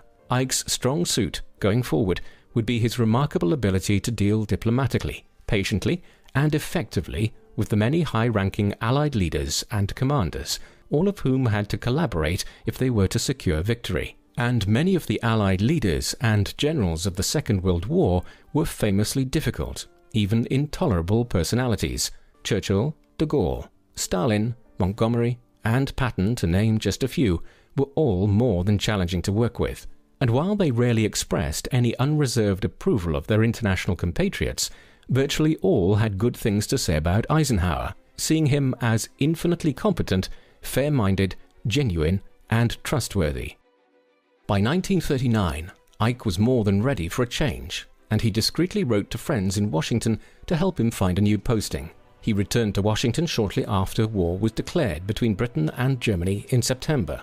He spent the next 2 years in multiple postings, both as a staff officer and in the field, advising and assisting in the expansion and mobilization of U.S. forces in preparation for a possible entry into World War II. He was given command of the Third Army and received acclaim and commendations for their successes against the Second Army in the 1941 War Games in Louisiana, after which he was promoted to Brigadier General. 5 days after the Japanese attack on Pearl Harbor in December 1941, Secretary of War General George Marshall summoned Eisenhower to Washington and appointed him to head the War Plans Division, eventually giving him command of all U.S. forces in the European theater. It is possible that Ike had been shuffled around in so many different postings in the 2 years leading to U.S. entry into the war because his performance in various roles was being carefully watched. Apparently, Marshall had decided that Ike was most valuable for his ability to plan, organize, and facilitate the execution of effective military policy and maneuvers. As Secretary of War, Marshall could not afford to promote men who would need to be micromanaged. Marshall needed eminently competent, responsible, accountable generals to whom he could delegate charge of the various large-scale operations and who would act confidently and independently in the moment when necessary. With his 2+ decades of experience, Eisenhower fitted the bill perfectly. Yet he now had a greater task before him than he had ever faced, and with little notion of just how great his challenges would be by the last months of the European theatre. Eisenhower departed for London in June of 1942. Ike arrived in England with his work cut out for him. Not only nationalistic rivalry, but also unease and distrust clouded the interactions between the Allied military and political leaders. This made planning and cooperation challenging, but communicating effectively with prickly personalities and encouraging many conflicting elements to work together was Eisenhower's strong suit. He was given command of the Allied invasion of North Africa, launched in November of 1942. Accompanying Ike to North Africa was a pretty 33-year-old Irish divorcee named Kay Summersby. She had been assigned to Eisenhower as a driver after his arrival in London, and she remained with him as his personal secretary for the duration of the war. The nature of the relationship between Eisenhower and Summersby has been the subject of much historical controversy and debate. Away from the front, World War II was a very flirtatious time, and numerous members of the American military, both young privates and great generals, formed romantic relationships with British women. Ike and Kay clearly liked each other a great deal, but the exact nature of their relationship has never been fully clarified. Rumors abounded that they were having an affair, and that Eisenhower would seek a divorce. However, Ike gave no sign of any such thing in the more than 300 letters he wrote to his wife Mamie while he was overseas. After Eisenhower's death, Kay published a memoir in which it was claimed that, while there was a romance between them, they had never slept together. Whatever the truth of their relationship, Ike cut ties with Kay when the war was over, returning home to his wife and son. Eisenhower's first major challenge in the Second World War was the North African theatre, and while the operation was ultimately a success, it was also plagued by missed opportunities, logistics problems, and painful mistakes. Ike ruefully observed that students at the General Staff College in Washington would be criticizing American performance in North Africa for decades to come. However, the general learned important lessons during the campaign, which he would carry forward with him through subsequent challenges. Operation Torch was the largest amphibious invasion in military history up until that time, and pitted General Eisenhower against the Desert Fox, General Erwin Rommel. Rommel's forces had been struggling against the British 8th Army, led by General Montgomery, in the Western Desert Campaign. The Allies took 3 key ports on the northwest coast, Oran, Casablanca, and Algiers, before proceeding east toward Tunisia. The 8th Army, in turn, marched west, and by May 1943, the Tunisian campaign ended with the surrender of the Axis forces. Most were of the opinion that the North African theatre of operations had continued for much longer than it should have. Eisenhower had been too cautious to proceed on multiple occasions, and had not dealt decisively enough with personnel issues or supply problems. Although the Allies took over 250,000 German prisoners of war and were left in command of the field, Rommel and the bulk of his German forces had escaped. Eisenhower would confront the Desert Fox again, next time on the Western Front. One of Ike's greatest strengths was his ability to learn from his mistakes. Going forward, he resolved to act more decisively and to fine-tune all logistical and personnel relationships. He got tougher on himself as well as on the men serving under him, who nonetheless thought highly of him. Ike was not the inspirational sort of general. Many of the most admired generals were highly charismatic, temperamental men who inspired gut-level loyalty for their abilities, but often had near intolerable personalities and diva-like attitudes. Eisenhower had famously had to interfere in a disciplinary scandal to keep the near-indispensable Patton from a court-martial after the abrasive general, disgusted at their shows of emotion, had physically assaulted 2 shell-shocked soldiers. Ike was not a fiery, charismatic sort, but he was admired for being plain-spoken, respectful, compassionate, and a conciliator who never tried to dodge responsibility when the failure was his. His troops may not have viewed him in the same worshipful light as generals like Patton or Montgomery, but they knew that General Eisenhower cared about them. The kind of diva squabbling, which Eisenhower notably avoided as a general, actually impeded the progress of Operation Husky, when Patton and Montgomery seemed more interested in competing with one another in an absurdly nationalistic display during the invasion of Sicily, rather than cooperating in a swift takeover of the island so that they could press the Allied advantage. Their respective armies competed in a race to take Messina. Meanwhile, the Axis powers managed to evacuate 100,000 men, 10,000 vehicles and 17,000 tons of supplies with which to reinforce and defend the Italian mainland. The Allies would thus quite literally face an uphill battle, all the way up the Italian boot, to secure victory. In fact, the fascists in Italy held out even after the fall of Berlin in 1945, as the war was coming to an end. In December 1943, President Franklin Roosevelt selected Eisenhower to plan and orchestrate the invasion of Western Europe, codenamed Operation Overlord, on what has become known popularly as D-Day. For most historians and general admirers of Eisenhower, this was his magnum opus, his greatest achievement. Knowing that 60 German divisions, commanded by his old foe Rommel, were waiting for him, Eisenhower assiduously planned and organized these last stages of the war's long struggle, trying to provide for every eventuality and implementing lessons he had learned about collaboration, delegation, strategy, logistics, and maneuvers during his 30-year military career.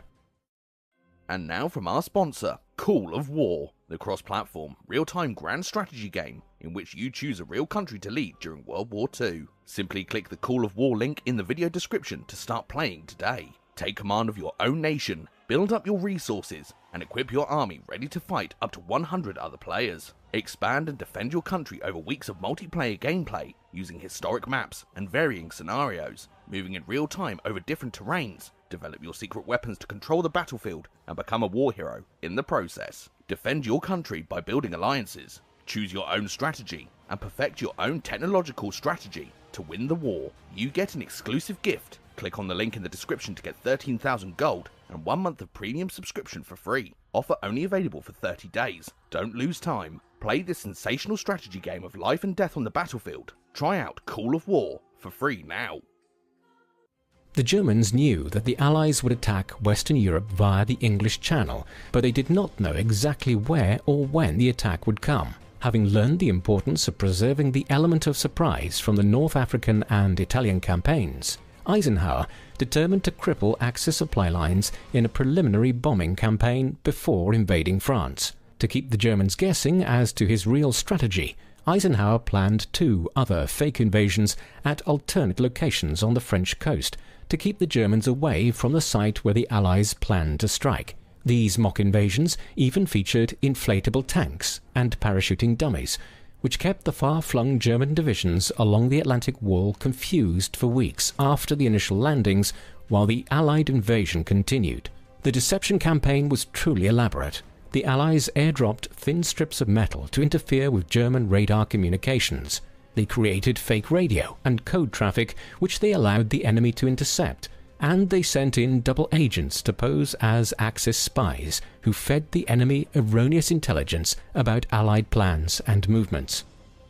Still the largest amphibious invasion in military history, the D-Day landings involved 156,000 Allied troops from the British, American and Canadian forces, who established a beachhead around 10 miles deep into occupied territory.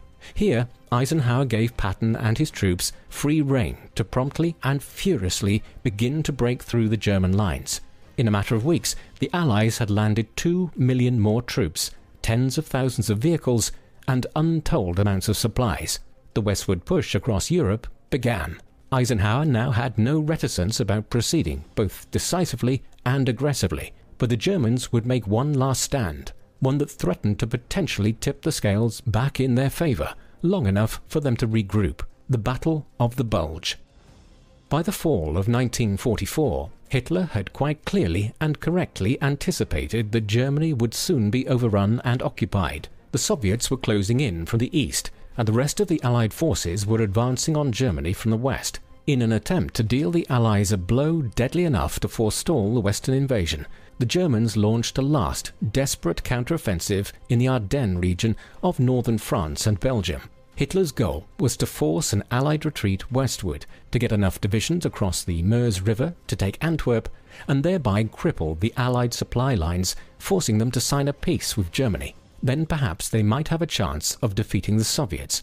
As things stood, the Germans could not continue fighting a multi-front war. The Battle of the Bulge was highly crucial to the war's ultimate outcome. Troops on both sides were exhausted and experiencing continuous supply problems. Both Allied and Axis leaders understood that the winners of this battle would, in all likelihood, win the war.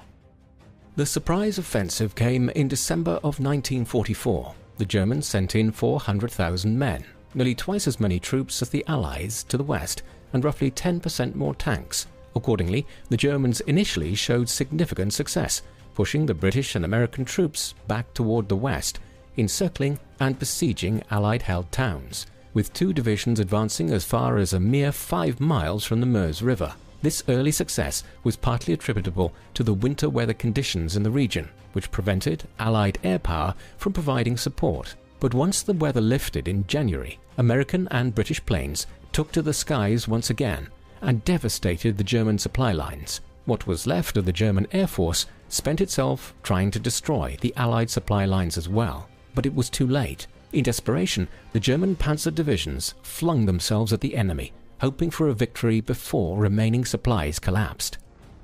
General Eisenhower, however, orchestrated a brilliant and valiant defense in key locations in the Ardennes region, and the Allies held out until the Germans were forced to retreat. They had suffered nearly as many casualties as the Allies. The war appeared to be all but over, bar the mopping up. Most historians and history buffs will immediately point to D-Day as Eisenhower's greatest achievement, which is hard to argue. There was, after all, something almost supernatural about the level of intricacy involved in the venture. The Bulge, however, was Eisenhower's only real test as a field commander on the ground.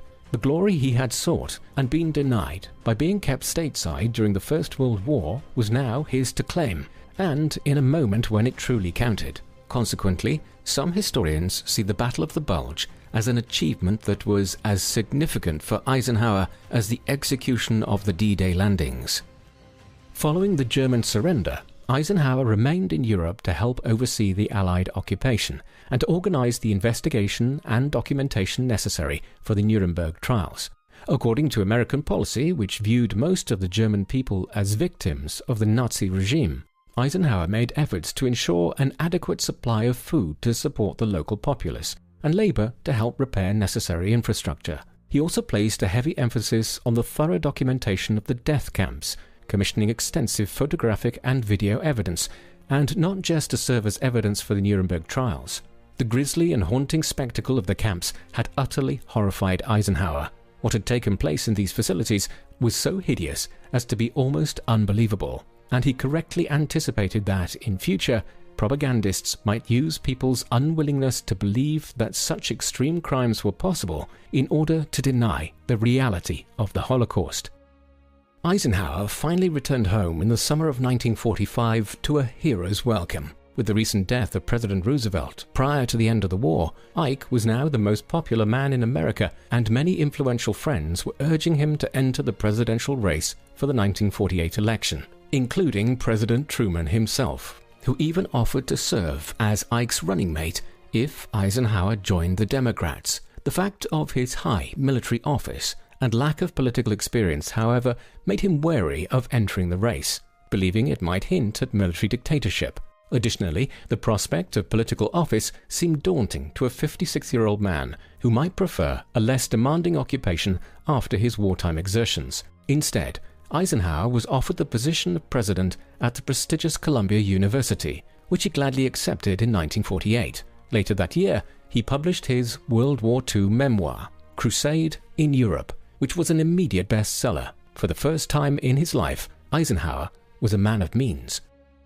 Ike had mixed experiences during his 2 years at Columbia. He founded the Institute of War and Peace Studies to research the causes and consequences of armed conflict. He also established an informal council on foreign relations to deliberate on important foreign policy initiatives. The opportunities for meaningful interaction with political, military, and intellectual leaders, therefore, made Ike's time at Columbia a rich experience in many ways. However, he did not get as many opportunities to participate in the formulation of educational policy, or to engage directly with the students and faculty as much as he wished. Moreover, the academic establishment at the university sometimes made him feel less than welcome. Some members of the tenured faculty tended to look down their noses at Eisenhower for what they perceived as his rusticity, his lack of sophistication, such as his literary preference for dime store Western novels. As well as this, his relative lack of involvement in the daily educational life of the university stoked some resentment towards him as university president. In 1950, he resigned his post at Columbia and departed once again for Europe, this time serving as the Supreme Commander of the NATO alliance. Eisenhower spent the next year advising America's European allies and helping to build a broad and powerful military coalition which could stand against the rising forces of communism, provide a bulwark to defend democracies, and present enough united force to discourage the outbreak of future wars. Upon his return to the US in 1951, he made an eloquent appeal to Congress, convincing the typically isolationist legislative body to offer firm support for the NATO alliance.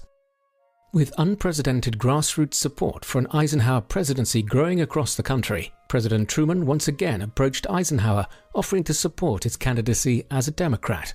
Eisenhower, who had never voted or publicly aired any political opinion or affiliation up until this time, declined, finally declaring himself to be a Republican. This was the beginning of a permanent and bitter rift between Truman and Eisenhower, which only worsened through the 1952 election campaign season. Ike's political declaration inspired a draft Eisenhower movement in the Republican Party. Understanding that his opponent for the party nomination, Robert A. Taft, had far less concern for foreign than for domestic policy, and that all of his work for international security might be at risk in a more isolationist America, Ike finally decided to throw his hat into the ring. "I like Ike" buttons were suddenly everywhere, and enthusiastic voters could be heard humming the unavoidably catchy television jingle, also called "I Like Ike," under their breath. Ike's campaign was notably populist in its character, which is odd since Eisenhower himself was nothing of the sort, and if left to his own devices, likely would have campaigned simply on his established record of sober, calm, competent leadership and administration. He achieved an impressive victory over the Democratic candidate Adlai Stevenson in November of 1952, winning the votes from every state in the Electoral College except for the South, and winning 55% of the popular vote. He would repeat this success even more impressively in the election of 1956, achieving a landslide victory over Stevenson a second time. While he was one of the oldest presidents elected in many decades, Ike continued to be an active man. As president, he was committed and hard-working, while still knowing how to delegate, and he continued to pursue his hobbies and interests, including his reading, his poker, and bridge games, attending baseball and football games, and a rather more recently acquired passion, landscape painting, which, he was surprised to find, he was rather good at. Eisenhower's two-term presidency featured massive economic growth, social change, and increasing international tension. Ike is generally thought of as a president more concerned with foreign policy than domestic, and he certainly gave top priority to unfolding events in the Cold War world. However, his reticence to encroach on constitutional conventions such as the self-determination of states and the separation of powers has been interpreted by some as a lack of concern for serious social issues, particularly civil rights. Eisenhower had insisted on campaigning in the segregationist South, trying to win both white and black voters. He refused to condemn the segregationists outright, but promptly implemented the full desegregation of Washington, D.C., all U.S. armed forces, and the Foreign Service.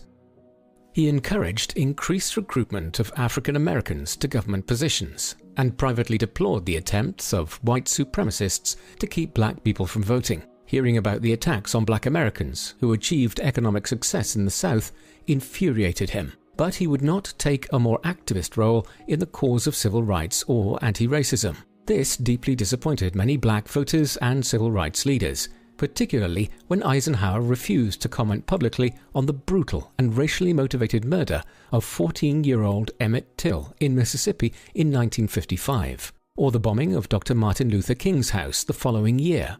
several subsequent presidents have been far more outspoken about racist extremism and hate crimes, and been more openly supportive of civil rights. The way Ike saw it, bold action on civil rights might produce immediate change, but might also prove destabilizing if change occurred too quickly. He also did not believe that he could, as president, usurp the legislative prerogatives of Congress. He could dismantle the structural racism of segregation within the federal jurisdiction, but it was up to Congress to pass comprehensive civil rights legislation, a Congress which the Republicans had lost once again to the Democrats in 1954, and which they had held by only the slimmest margins to begin with. Eisenhower could, however, appoint Supreme Court justices with civil rights leanings, and accordingly appointed 2 of them to the bench, including Chief Justice Earl Warren, whose judicial opinion in the Brown v.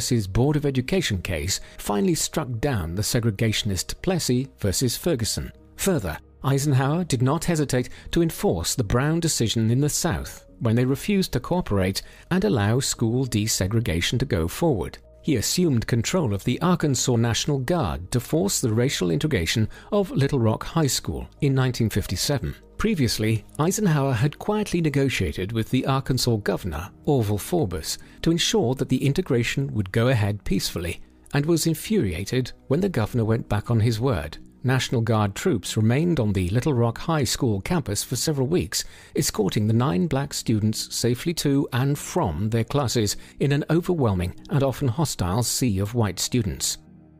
Eisenhower's civil rights record also received criticism for his continued implementation of Native American assimilationist policies. Native American leaders charged that the Eisenhower administration's Indian policy to remove Native Americans from federal jurisdiction and abolish the reservation system threatened their culture and way of life. They accused Washington of continuing to abuse centuries-old treaty agreements and force all tribes, who each saw themselves as distinct nations, to become Americans, which previous administrations had been trying to do for decades. Eisenhower was also criticized for his failure to condemn the blatantly unconstitutional attacks on people suspected of communist ties during the Red Scare campaign of Senator Joseph McCarthy. Those who suffered under Joseph McCarthy's witch hunt among federal government employees likewise criticized Eisenhower for failing to openly condemn McCarthy for his unconstitutional attacks on privacy and free speech. Anyone with any documented communist leanings was targeted, but so too were civil rights activists, whom many authorities associated with a sympathy for communism. The gay and lesbian community were also targeted in these attacks, not for their political affiliation, but because their so-called lack of moral fiber left them open to blackmail by communist spies, making them untrustworthy. This mass firing of gay and lesbian employees from government positions is remembered as the Lavender Scare and was instrumental in awakening a nascent gay liberation movement, which found much louder expression by the late 1960s. While Eisenhower loathed McCarthy personally, he made no move to curtail his campaign against domestic communism, except when McCarthy attempted to start issuing congressional subpoenas to White House staff members. In response, Eisenhower was the first president to both invoke and fully define the principle of executive privilege. As far as Ike was concerned, overall political stability and national security were best served by keeping certain access to the executive branch on a privileged basis, especially from someone as ruthless, dishonest, and opportunistic as McCarthy. As president, Eisenhower is most frequently praised for presiding over one of the largest economic expansions in American history and helping the nation achieve some of the world's best quality of life outcomes. The American automobile, construction, retail, and service industries all exploded in the aftermath of World War II. Unemployment levels reached historic lows. An unprecedented number of American families bought cars, homes, and numerous other consumer goods, and began to take annual vacations. American productivity and job creation owed much to World War II. Industries continued to benefit from infrastructure built during the war, such as the automobile industry. Democratic Party members claimed that their New Deal programs and GI Bill, which Ike had no hand in, were key factors in America's healthy post-war economy. There is truth in these claims. Ike did not pioneer the farming subsidy programs, the Social Security Administration, or the infrastructure to promote fair labor practices. He was not responsible for the GI Bill, which helped former soldiers and their families reach the economic equilibrium necessary to participate in the booming economy. However, Eisenhower did work to help facilitate the economic expansion in multiple ways. He disentangled private industries from government finances, many of whom had become accustomed to receiving hefty government paychecks during the war for producing whatever was needed for the war effort. He also allowed tax rates for top earners, capital gains, and the wealthiest estates to remain high, a decidedly unconservative decision, which brought him into conflict with members of his own party. A surplus of tax revenue allowed him to expand Social Security programs to benefit an additional 10 million American workers, providing them with access to unemployment, insurance, and pensions. Ike had never been the New Deal's biggest fan, particularly in his younger years. In fact, it was his exposure to Roosevelt's administration in Washington during the 1930s which hardened his largely conservative outlook. But by the 1950s, he was under no illusions about the benefits of the basic social welfare state. Any political party who tried to get rid of the New Deal programs now, he said, would never be heard from again. He described those who still aimed to deconstruct the New Deal as a negligible and stupid splinter group. Finally, one of Eisenhower's most significant contributions to America's economic expansion was his pioneering of the Interstate Highway Act of 1956. Originally envisioned as a quick evacuation solution from densely populated urban areas in the event of a nuclear attack, the creation of the nationwide highway system opened up national markets for trade and shipping, put small towns on the map, allowing them to grow, encouraged interstate leisure travel, and facilitated the creation of businesses to serve all highway travelers.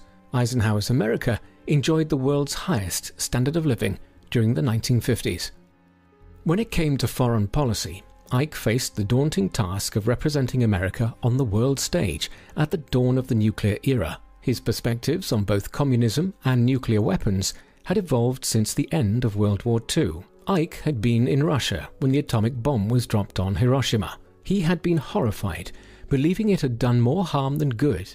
The Japanese, he thought, had been close enough to surrender to make the use of the atomic bomb unnecessary, although some historians continue to disagree on this point. He found it repugnant that the United States had been the first to use nuclear weapons.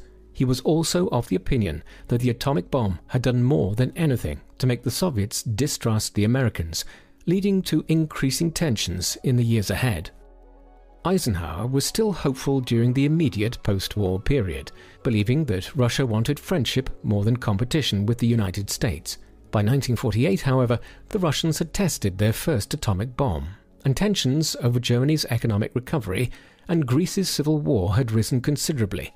The Soviets seemed bent on expansion, and Ike's stance on communism therefore hardened. He began to believe, as his Republican contemporaries did, that an overall policy of containment, backed by the threat of military action or nuclear strike, was the best path to secure American interests and continued world peace. Impressions of Eisenhower's handling of the Cold War continue to vary.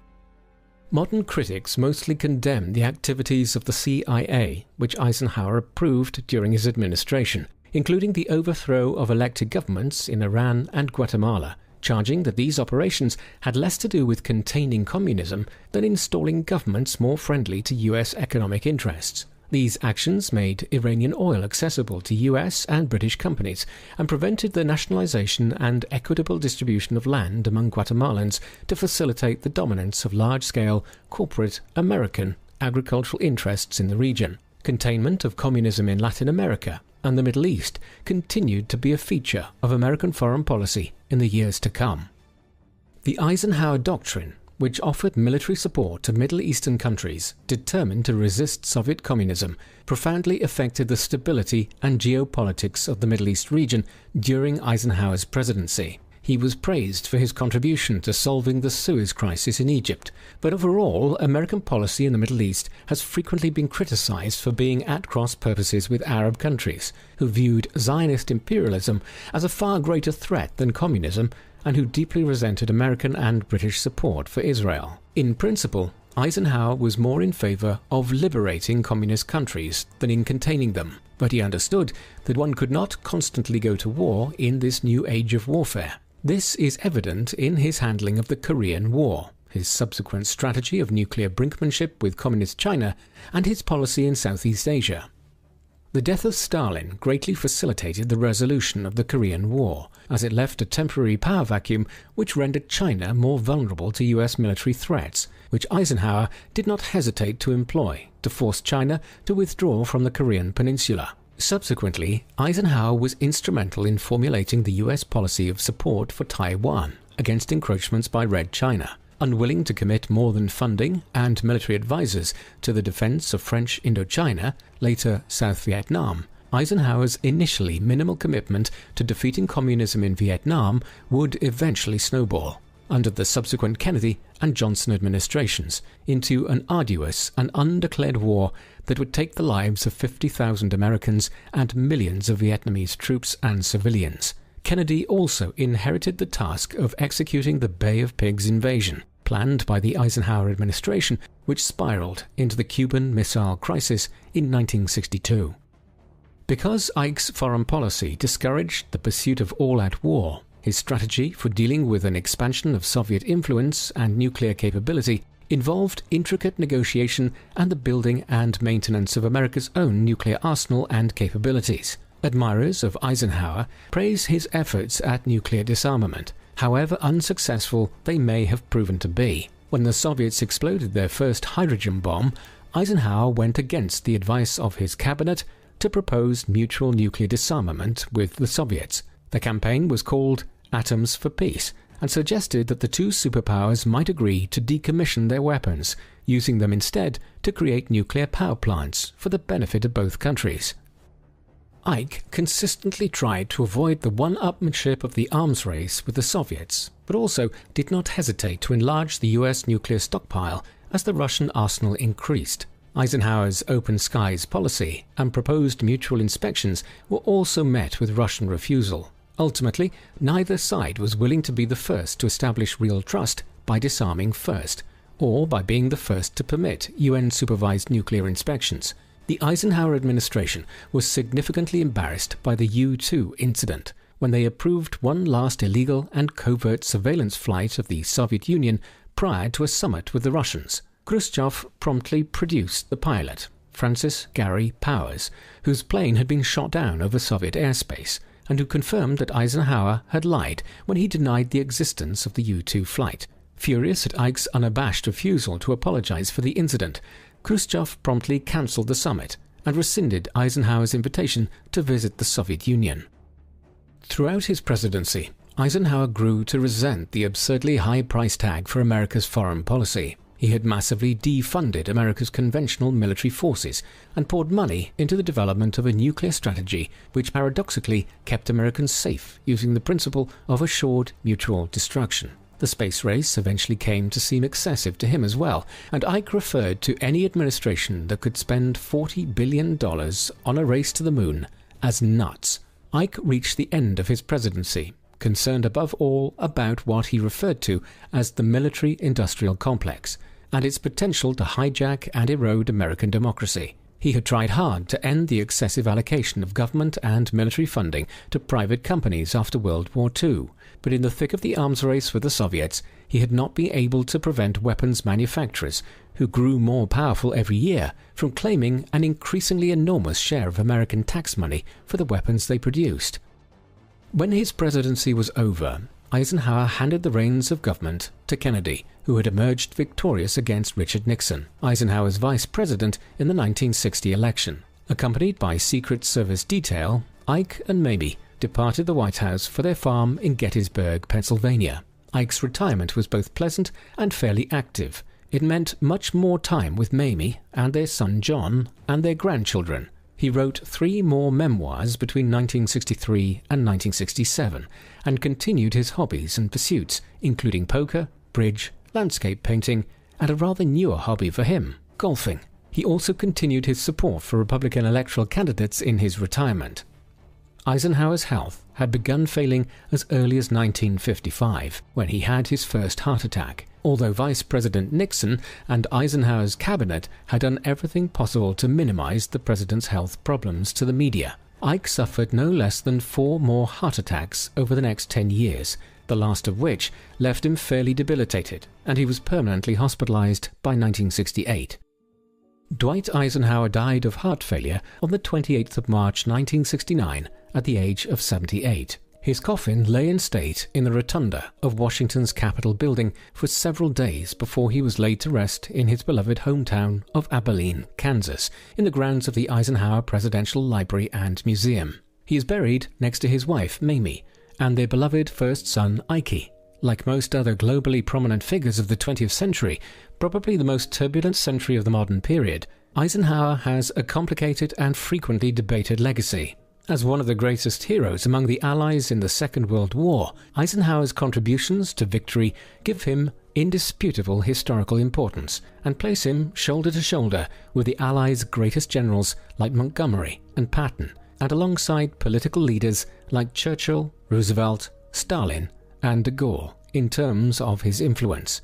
It is therefore interesting that while biographies of Eisenhower began to appear almost immediately following the end of World War II, and many more have been published in the decades since, Ike is in fact a great deal less visible in popular culture, iconography, and historical biography compared to these other prominent personages.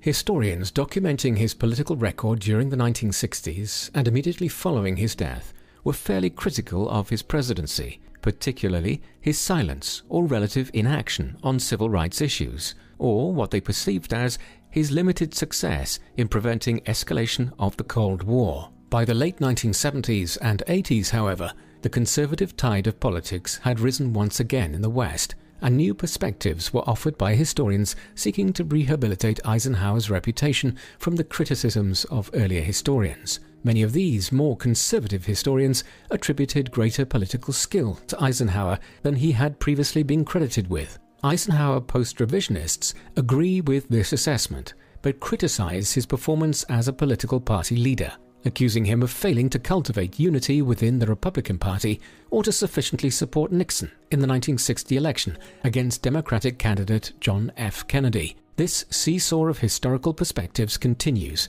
yet Eisenhower consistently continues to rank among the top 10 best US presidents across multiple polling sources. His greatest admirers continue to tout his presidency as a period of exceptional economic and infrastructural development, and affirm that with Ike at the tiller, the NATO alliance held, communism remained fairly well contained, and the Cold War remained cold.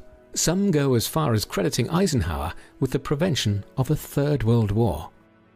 Deeper research and examination of this fascinating man is certainly called for. Although many commentators have judged his politics as significantly right-wing, Ike himself claimed to represent, in his own words, a political philosophy of progressive conservatism, dedicated to improving productivity, efficiency, and quality of life, while maintaining both overall fiscal and political stability. This kind of blended, moderate political perspective would almost certainly enjoy dubious popularity in modern America's current atmosphere of polarization and political and cultural tribalism. Perhaps most worthy of additional study is the fascinating dual role Eisenhower played by helping to promulgate the age of hyper-militarism and nuclear weapons, sometimes wittingly and sometimes unwittingly, while simultaneously trying to forestall and/or deconstruct it. The complexities of this legacy continue both to cement and to complicate international relationships today. Above all, Eisenhower's story is one which resonates strongly among those who believe in the concept of the American dream. The poor boy from rural small-town America, no more remarkable than any other boy, had become one of modern history's greatest military heroes and had twice been elected president. What do you think of Dwight D. Eisenhower? Was he a weak party leader who shied away from many important issues of his day? Or was he one of the greatest generals of the Second World War, whose leadership qualities made him a renowned and well-loved president? Please let us know in the comments below. And as always, thank you very much for watching.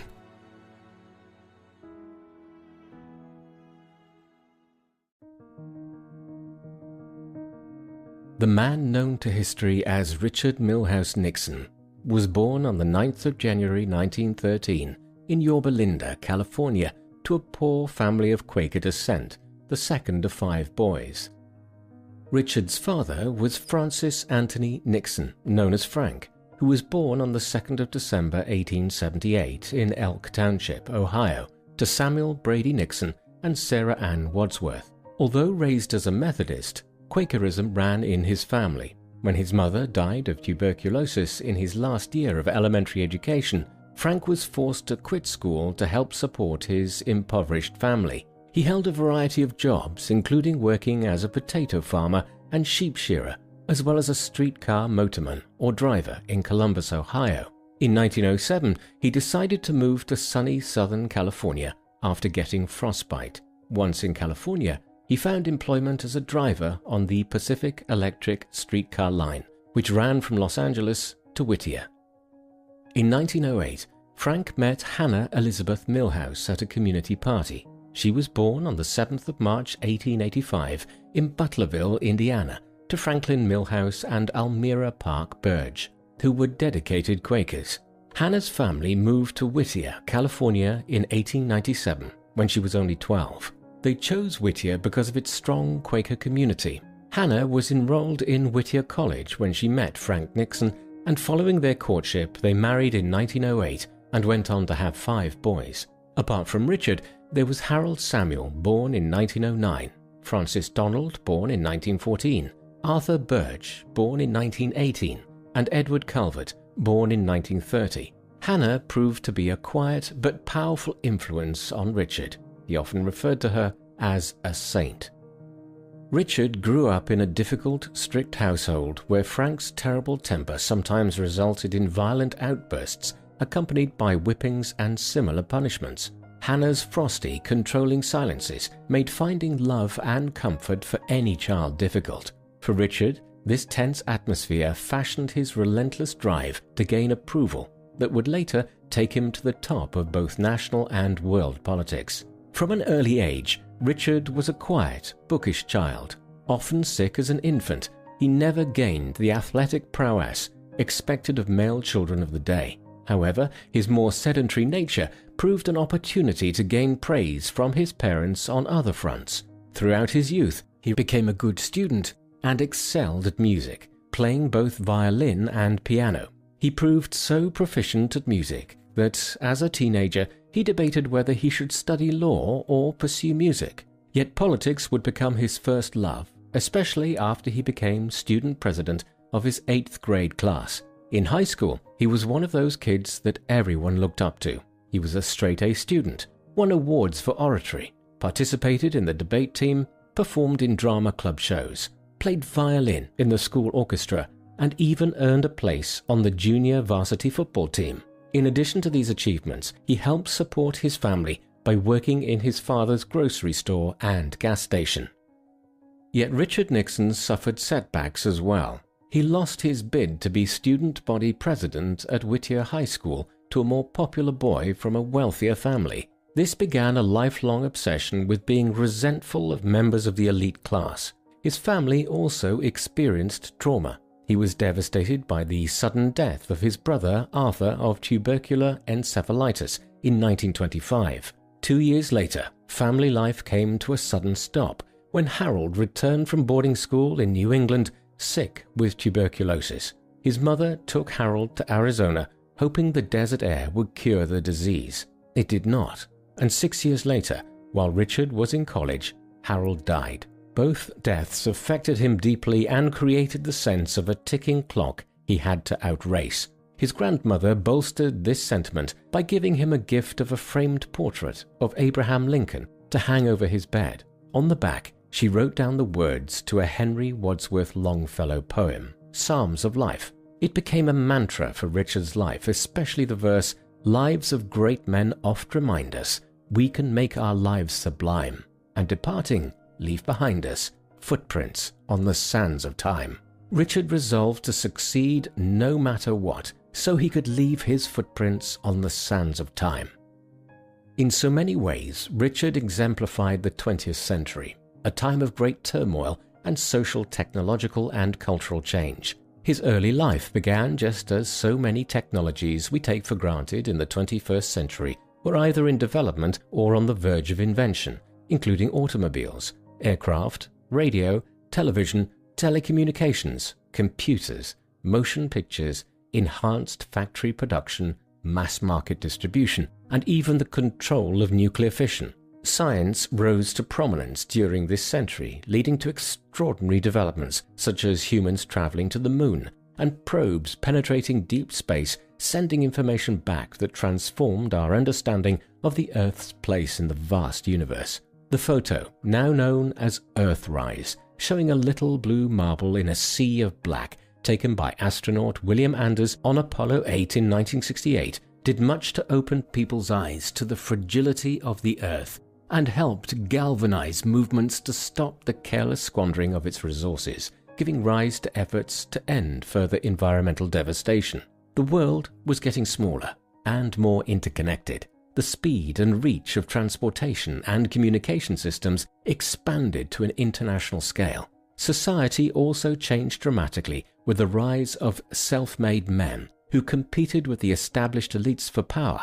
Female societal roles shifted out of the home, with more women becoming college-educated and not only working outside the home, but also entering leadership roles in once male-dominated arenas such as politics, science, business, and the military. Although children continued to work to support their families in the early part of the century, increasingly their days focused on attending school. Yet, not everything was so inspiring. With the growth of factories and mass market distribution came conflicts over the rights of labor against management. Strikes and lockouts, sometimes violent, became common. Marxist communism was rising in influence, claiming to give voice to often powerless people against the elite. In some countries, communism often rolled into totalitarian regimes that posed a threat to democracy elsewhere. Fascism in Nazi Germany, Italy, and Japan presented a similar threat, but from a nationalistic perspective. Europe, Asia, and Africa were torn apart not only by 2 world wars, but also smaller regional conflicts in Asia, Africa, South America, and the Middle East. Genocides killed thousands and displaced millions throughout the century. What haunted the world most during the latter half of this era was the spectre of the atom bomb, first used on Japan to end World War II. It could, if used wantonly, destroy humanity. The epic struggle between the 2 great political systems, communism and capitalism, that became known as the Cold War, dominated geopolitical actions for 40 years. It was during this time that Richard graduated 3rd in his class at Whittier High School in June 1930. Because of his academic achievements, the Harvard Club of California awarded him the Outstanding All-Round Student Award, which included a full tuition scholarship to Harvard University. He received a similar offer from Yale. Although proud of their son, Richard's parents determined it was too expensive for him to attend. So he enrolled in Whittier College, so his family could save money by having him live at home. Although disappointed, he was determined to make the best of it. He continued the activities he had started in high school, including serving on the college's debating team, performing in several plays, and gaining a place on the football team, albeit second string. He also served on the student body council in various positions, making it to president in his junior year in 1933. He was already a skillful campaigner, even at this early age. He clearly understood the power of constituency building and rewarding those who supported him. Yet even Whittier had its haves and have-nots. Richard longed to enter the premier social club on campus called the Franklins, but was snubbed because he came from a poor family. This would be the first of many painful rejections experienced throughout his life, each one building upon the last, leading to a burning resentment of the chosen few. In response, he and his friends founded a new society called the Orthogonians, derived from the ancient Greek word meaning rectangular, straight, and square. Richard wrote their manifesto, which read, "We were officially dedicated to the 4 B's, beans, brawn, brain, and bowels, with bowels meaning fortitude. to emphasize their working-class origins. For their yearbook picture, they wore no ties or suit coats, in contrast to the Franklins, who insisted upon it. In May 1934, he graduated from Whittier College with a degree in history. Right before he graduated, he learned that he had received a full scholarship to Duke University Law School. Coming to Duke with its collegiate Gothic architecture was like walking into a medieval fairy tale for Richard.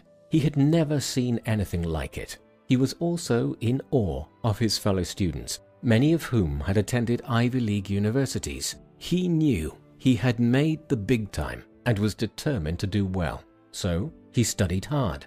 One upperclassman nicknamed him Iron Butt for the amount of time he spent studying in the library. His hard work paid off, coming third in his class.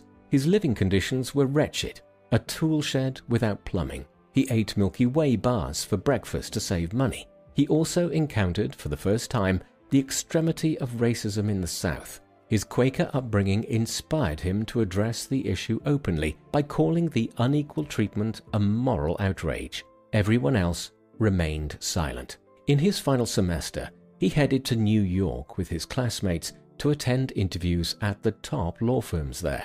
He arrived with excellent references in hand from his professors, yet he felt self-conscious wearing his only suit, which was showing its wear. Looking around the plush waiting rooms filled with well-dressed people with polished manners, he acutely felt the pangs of shame of his upbringing, what we would today call imposter syndrome.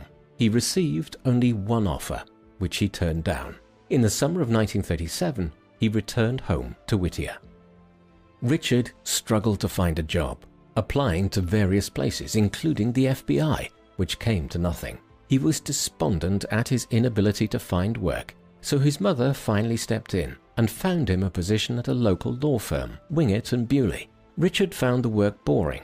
One case he worked on ended in disaster because he stupidly asked the opposing counsel how to complete the paperwork. His client sued his firm for malpractice, yet the firm did not fire him. In fact, they made him a partner 2 years later. He was grateful, but he yearned to do something else. Even so, he found a reason to stay just a little longer because he met a girl during an audition at a local playhouse for a role in the play, The Dark Tower, in 1938. Her name was Patricia Ryan, and she mesmerized him.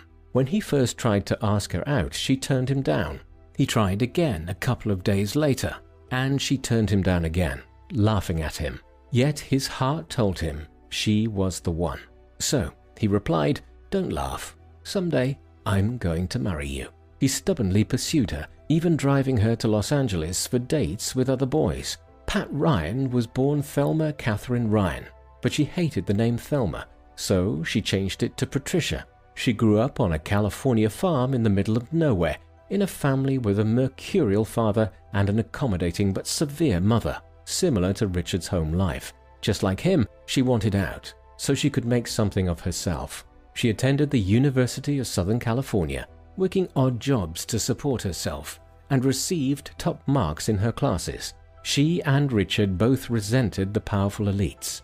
After 2 years of his continued attentions, Pat realized she had, indeed, found a soulmate and accepted Richard's proposal of marriage.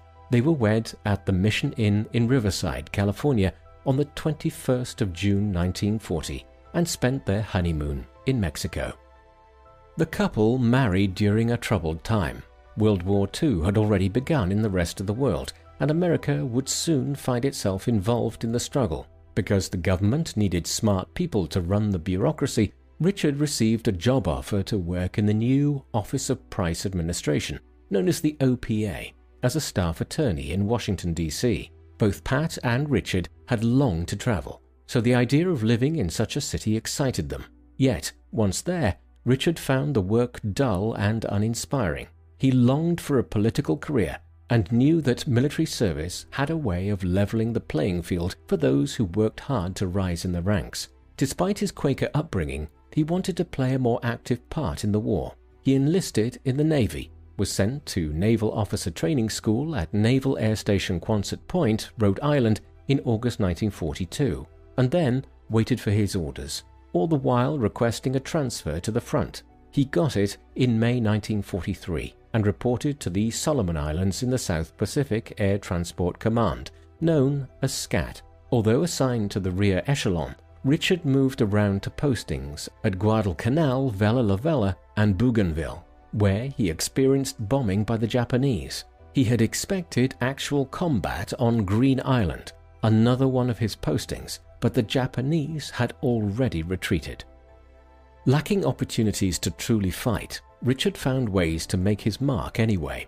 In Bougainville and Green Island, Richard opened what came to be known as Nick's Hamburger Stand to feed flight crews before they headed out on missions. He also proved to be a poker shark, earning a substantial sum in winnings, which he sent home to Pat, who was living in San Francisco working as an analyst at the OPA. At the war's end, the Navy quickly reassigned him, first sending him to Alameda Air Station in San Francisco, then east to study federal contracting law. They lived in Baltimore while Richard worked as one of several lawyers cancelling Navy contracts at the end of the war. In September 1945, Richard received an auspicious letter from Herman Perry, a bank manager and trustee of Whittier College, whom Richard knew from his time in Whittier. Perry asked him if he might be interested in running for Congress on the Republican ticket in 1946. It took Pat and him less than 48 hours to reply. After resigning his commission, he was honorably discharged from the Navy at the rank of lieutenant commander. Richard finally had an opportunity to pursue a career in politics, yet hurdles remained. They were expecting their first child, Tricia, born on the 21st of February 1946. His nomination to run was also not a sure thing. Richard still had to run the gauntlets of the Republican Committee in Southern California and gain their approval. Even so, it quickly became clear that this bright young man, with commendable military service and a growing family, was saleable merchandise. Richard also had much to learn about how to win in politics. Perry put him in touch with key players who taught Richard how to play the game. Murray Chotiner was a California lawyer, public relations man, and political consultant. One of his cardinal rules was, destroy your opponent. Another invaluable supporter was Kyle Palmer, the political reporter for the Los Angeles Times, who shaped public opinion and functioned like a political boss in the region. Without Palmer's support, a political career had no chance. Richard's opponent was Jerry Voorhis, who was a popular 5-term incumbent. The trick was to determine how to knock him down a few pegs. This political team found a way. Voorhis's support of the National Citizens Political Action Committee, or NCPAC, could be easily confused with supporting the Congress of Industrial Organizations Political Action Committee, or CIO-PAC, a very liberal group with communist leanings. As the Soviet Union increased its control over Eastern Europe, there was the fear of a growing communist threat to America. Stopping communism became a key political talking point. During a public debate on the 13th of September 1946, Richard managed to smear Voorhis with socialist communist sympathies. Voorhis just spluttered at this accusation, completely stymied. His overall rambling debate performance did not help him either. On election day, Richard roared to victory with 57% of the vote. Richard hit the ground running when he entered the 80th United States Congress. Although he had wanted a seat on the House Judiciary Committee, his lack of seniority placed him on the Education and Labor Committees instead. He made friends quickly with other freshmen and junior congressmen, including John F. Kennedy of Massachusetts, a future presidential rival, and Gerald R. Ford of Michigan, who would succeed him as president. But in 1947, all were just trying to score politically to make a name for themselves. The very first Kennedy-Nixon debate occurred in McKeesport, Pennsylvania on the 27th of April 1947 as part of a roadshow sponsored by the House Education Committee to discuss labor policy. The two men bonded during this experience, realizing they had similar insecurities, even though they came from opposite ends of the socio-economic scale. In January 1947, Richard and Pat received an invitation to a dinner party at Christian Herter's home. Herter was a former State Department diplomat and a high-ranking member of the House Foreign Affairs Committee. Pat and Richard misunderstood the attire requirements for the event and arrived in cocktail dress rather than formal wear. Despite this faux pas, Herter took a shine to this shy congressman from California, seeing a piece of himself in Richard and recognizing his promise. A few months later, Richard received an unexpected invitation to serve on the Herter Committee. He was the youngest member of this 19-member delegation. The plan was to travel through Europe to assess the economic damage caused by World War II, draft a report detailing the region's difficulties, and create a large foreign aid package based upon real needs. Historically, this aid package would come to be known as the Marshall Plan, named after General George C. Marshall, then serving as President Harry Truman's Secretary of State. Richard Nixon was so excited to finally have a chance to do something statesmanlike and resolved to take advantage of this opportunity to build his foreign affairs credentials. He worked hard to make a substantial contribution to the team. His experiences in Europe, witnessing the devastation wrought by war, helped him realize the level of the threat communism posed not only to Europe but also to the United States. Richard felt that America had no choice but to help Europe economically in order to save itself. America had to lead, and the Marshall Plan was the way to do it. When it came time for a vote on the legislation to fund this plan, Richard voted according to his conscience, against the wishes of his isolationist constituents back home. He flew to California to make his case. He defended his decision well enough that he won re-election to a second House term in 1948. In that same year, Richard and Pat welcomed their second daughter, Julie, on the 5th of July.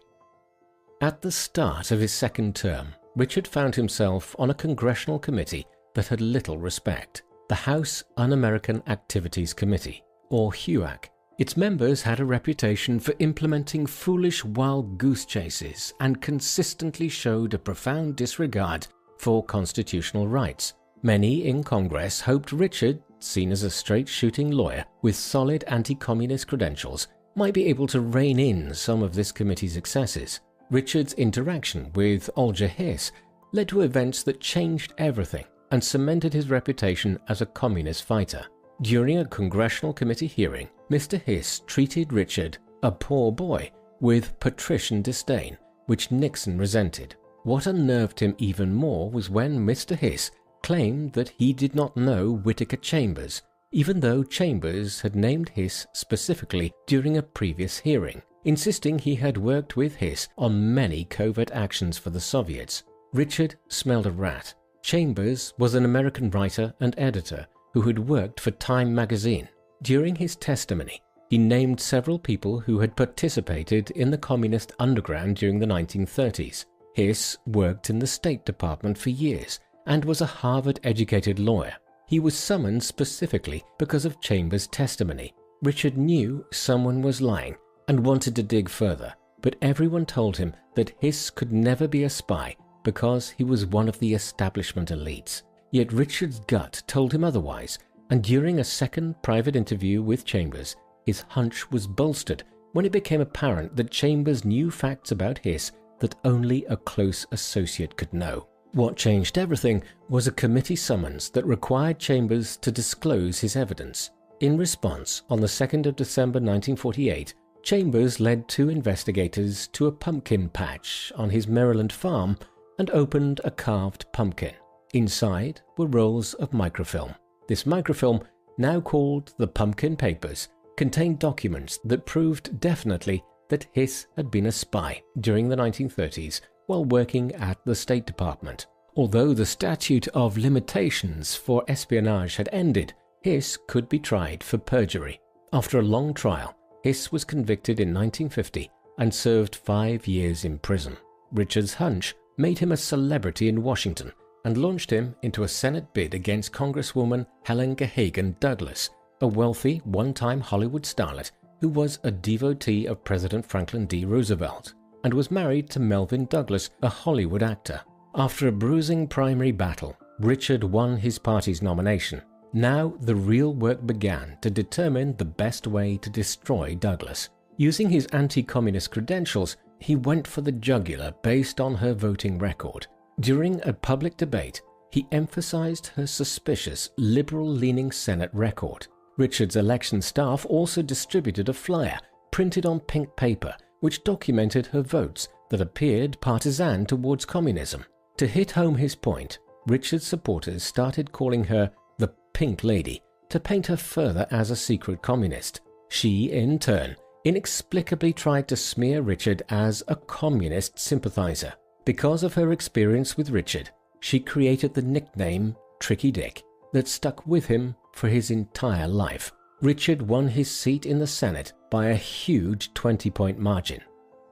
Richard's work in Congress brought him to the attention of General Dwight D. Eisenhower, who had led the Allied invasion of Normandy during World War II. He was planning to run for president in 1952 and was looking for a running mate. His campaign knew they needed someone from the West to help balance the ticket, preferably from Texas, California, or Arizona. Richard had other key credentials as well. He was a proven internationalist, like Eisenhower, and supported the creation of the North Atlantic Treaty Organization, or NATO. And unlike Joseph McCarthy, who rose to power through his rabid attacks on anyone suspected of communist leanings, the Eisenhower team did not lump Richard in with the McCarthyite Disciples of Hate. One reason for this was that Richard stood up for academic freedom when the McCarthyites wanted to ban subversive books. To clinch the deal, they both came from similar tough backgrounds and rose to prominence through sheer hard work and tenacity. Although Eisenhower nearly lost the nomination for the Republican ticket, the backroom brawling in which Richard played a part led to their victory at the Republican convention in Chicago. As Pat and Richard stood on the stage with Eisenhower and his wife Mamie, they marveled at the fact that in just 6 years they had moved from being nobodies to being political celebrities. Their lives would never be the same again. Soon the political vultures started circling, trying to find a way to take down the Eisenhower-Nixon ticket. Somehow a rumor got started about a Nixon slush fund, which allowed the family to use campaign dollars so they could live beyond their means. It was a shocking allegation and not completely true. The debate began among the Eisenhower advisors about what to do with Richard. Many supporters told Eisenhower to dump Nixon. Richard's instincts told him to fight back. Defying advice and an oblique order from Eisenhower, Richard decided to take his case to the people. He would present the facts on television. He made it clear to Pat that he would have to fully disclose their financial situation, which horrified and embarrassed her. On the 23rd of September 1952, Richard stared into the camera and told the American people the truth about the Nixon family's finances, with Pat looking on. He refuted accusations that Pat wore mink coats. He declared, "She does have a respectable Republican cloth coat, and I always tell her she'd look good in anything." Later in the speech, he mentioned that they did receive an election gift from a supporter after this man had heard Pat mention that their girls wanted a dog.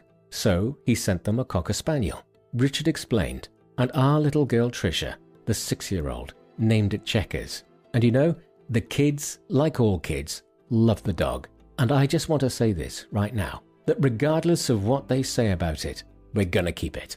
The speech would go down in history as the Checkers speech. He not only made television history, but he also diffused the controversy. The Eisenhower ticket went on to win the presidency that November. However, this insubordination did not go unnoticed by Eisenhower, realizing that his new vice president had a mind of his own.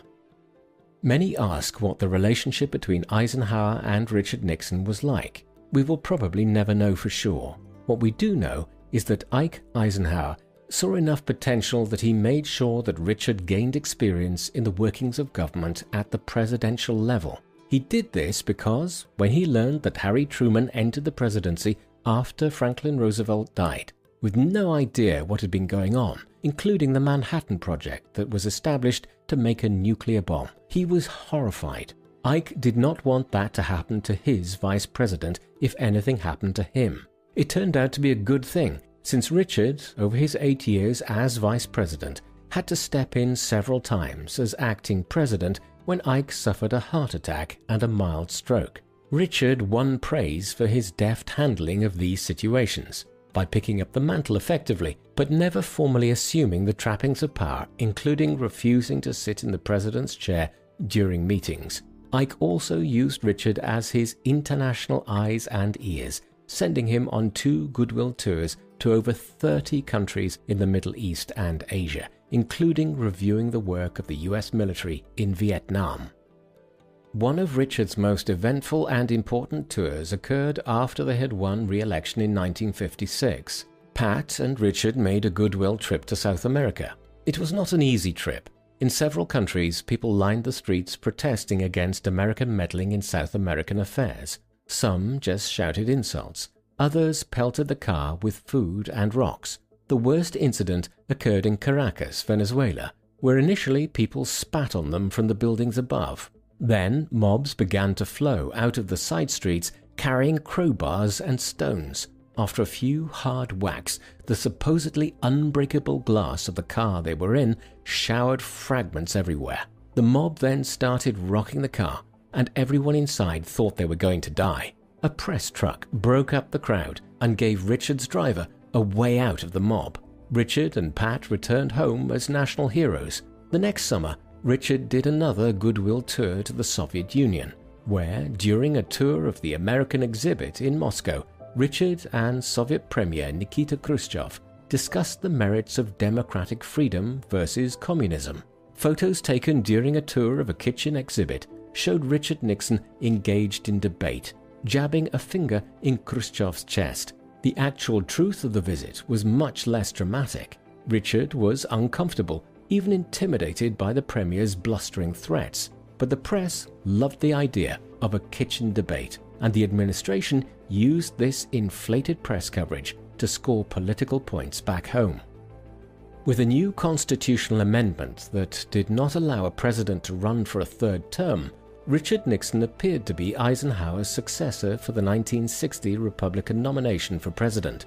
However, getting nominated was the easy part for Richard. Then, everything began to go wrong. First, his opponent became his old House friend and now Senator John F. Kennedy, with Lyndon B. Johnson, the Senate Majority Leader from Texas, as his running mate. Next, a reporter asked Eisenhower about Richard's impact on policy during his administration. Eisenhower replied, "If you give me a week, I might think of one." Richard also made bad campaign management decisions, such as running much of the campaign himself and insisting upon visiting all 50 states during the campaign. What he created for himself was a grueling, almost unmanageable schedule. This mattered when it came time to do the first televised presidential debate on the 26th of September 1960. A few weeks before, Richard's horrendous schedule landed him in hospital with a staphylococcal skin infection, and he had barely recovered from it before the debate. Kennedy had taken it easy the previous week and appeared on set, rested and suntanned. That day, Richard arrived late to the television studio, refused to wear makeup, making his deep-set eyes seem darker and more ominous, and he appeared to the viewers tired and pale, largely because he was. For those who listened to this debate by radio, the polls showed most felt Richard had won. However, to those who watched the television debate, Kennedy had appeared vigorous and presidential. Richard appeared as a caricature of another nickname that followed him through life, Gloomy Gus. He did better in subsequent debates, but he had lost substantial political momentum. Although Kennedy won the election, it was by far the smallest popular vote count margin in US history. There was some evidence that the Kennedy campaign had used their mob and political boss connections in both Illinois and Texas to help shift votes in Kennedy's favor. After the election, Kennedy's father, Joseph P. Kennedy, called Richard to ask if he intended to contest the election. Richard decided to do the right thing for the country and concede, but he never forgave the Kennedy family for their campaign dishonesty. Richard now found himself in what felt like a political wilderness. He had never lost an election before. That summer, Richard began writing his first memoir, 6 Crises, published in 1962. Although he tried to put politics behind him, he simply could not. when several California state Republican leaders asked him to run against the incumbent governor Edmund Gerald "Pat" Brown. Richard accepted reluctantly. It proved to be an expensive and bitter fight. Throughout the campaign, the press hounded Richard. The Brown campaign tried to smear him in a variety of ways, pushing hard on evidence of suspected dirty money dealings with Howard Hughes, one of the wealthiest men in the world. Supposedly, Richard's brother Don received a huge loan from Hughes, implying Richard may have received secret money from him as well. Richard did a repeat of his Chequers speech, and it stopped this particular smear campaign. Then, international affairs conspired against him. The Cuban Missile Crisis hit the nation in October, right before the election, and it led to the defection of Republican supporters. He also lacked key political operatives such as Kyle Palmer, who was very ill, to help shape statewide political opinion. Richard suffered a devastating loss to Brown by a 5% margin. Angry and hurt, Nixon held a press conference in which he severely criticized the press. One statement would haunt him for the rest of his life. "For 16 years, you, the press, have had a lot of fun and opportunity to attack me. But as I leave you, I want you to know you don't have Nixon to kick around anymore because, gentlemen, this is my last press conference." The following year, he moved his family to New York, taking a position at a Wall Street law firm that was renamed Nixon, Mudge, Rose, Guthrie, and Alexander. He now had the opportunity to read widely and study the philosophies of great historical leaders. He traveled the world to help bolster his international credentials, including a trip to Vietnam, where he believed that nothing short of total victory could end the war. He also campaigned for congressional candidates all over the country for both the 1964 and 1966 elections. On the 2nd of February 1968, Richard Nixon took an unexpected step and announced his intention to run in the 1968 presidential election. It looked like an auspicious time to do so. He had renewed his standing within the Republican Party by helping colleagues win their congressional elections. Lyndon Baines Johnson, who had succeeded Kennedy after his assassination in 1963 and won the presidency in his own right in 1964, was hunkered down in the White House as students rioted, screaming threatening taunts because of what they perceived as his murderous, secretive execution of the Vietnam War. The country seemed to be descending into political and social chaos, and the nation's international standing was in shambles. Things got so bad that Johnson held a press conference on the 31st of March 1968 to say that he had halted the bombing of North Vietnam, also calling for peace talks and stating that he had decided not to run for president in 1968. Yet, Richard announced his intentions knowing he was not a sure bet for the Republican nomination. During the primaries, he had to downplay his reputation as a two-time loser and had to defeat formidable challengers for the nomination, including Ronald Reagan, governor of California, Nelson Rockefeller, governor of New York, Harold Stassen, president of the University of Pennsylvania, and George W. Romney, governor of Michigan. He used his international credentials to fashion himself as a president who would end the war in Vietnam, declaring he would achieve peace with honor.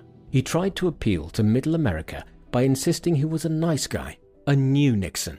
He also played both sides of Southern racial sympathies by insisting on a platform of law and order, a code for controlling civil rights marches and black people in general, while also playing up his Quaker roots and affinity to the black struggle for equal rights.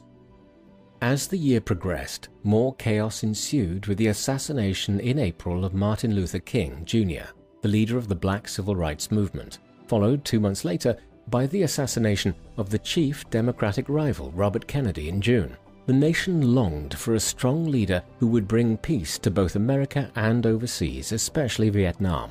Richard won the nomination and picked Spiro Agnew, then governor of Maryland, playing to the Southern white vote, as his running mate. The 1968 election was a three-way race between Hubert Humphrey, the current vice president and Democratic nominee, George Wallace, governor of Alabama and unabashed white supremacist and the American Independent Party nominee, and Richard Nixon as the Republican nominee. rumors began to fly that Johnson had an ace up his sleeve to help his vice president win the election, an October surprise in the form of a peace treaty with North Vietnam. Historical evidence shows that Richard Nixon used his connections to prevent it by encouraging the withdrawal of the South Vietnamese delegation from the talks, the result being that the anticipated Democratic peace bump fizzled. In the end, it was a close election, with Nixon winning by less than 1% of the popular vote. Yet, he had won the presidency in one of the greatest political comebacks of all time.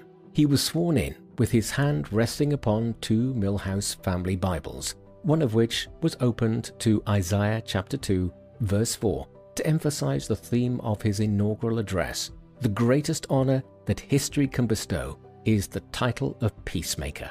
Throughout his speech, Richard spoke of national reconciliation. No man can be fully free, he said, while his neighbor is not. To go forward, we must go forward together. This means black and white together as one nation. He also emphasized the tone he wanted to set by saying, "We cannot learn from one another until we stop shouting at one another." Richard's first term in office proved to be one of the most productive in presidential history. On the domestic front, the Nixon administration created several new agencies, including the Environmental Protection Agency, the National Oceanic and Atmospheric Administration, the National Institute for Occupational Safety and Health, and the Consumer Product Safety Commission. He reorganized the Postal Service into a quasi-federal private corporation, expanded the National Park Service, and encouraged the development of local community and state parks through the Legacy of Park program. In 1970, in response to the rise of the environmental movement, he signed groundbreaking legislation such as the Clean Air Act and the Water Pollution Control Act. Through the Rail Passenger Service Act, he created the public rail system called Amtrak, the only rail system of its kind in the US. He increased funding, not only for research to fight cancer, but also for the arts and public broadcasting.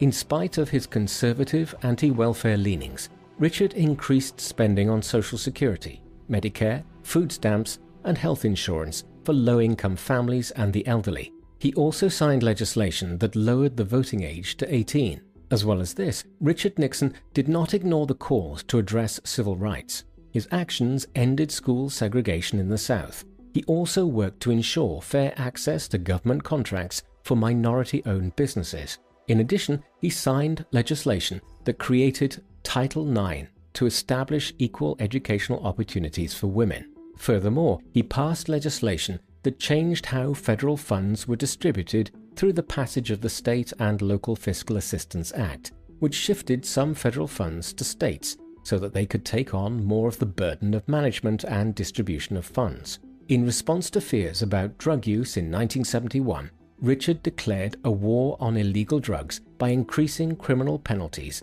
and prison time for offenders. Another key domestic issue was the economy, which suffered from a high trade deficit, high inflation, and growing unemployment. To address these problems, he imposed surcharges on imports. Furthermore, Congress passed the Economic Stabilization Act, which permitted the president to freeze wages and prices. The public loved it because it seemed to them the president was taking direct action to protect them.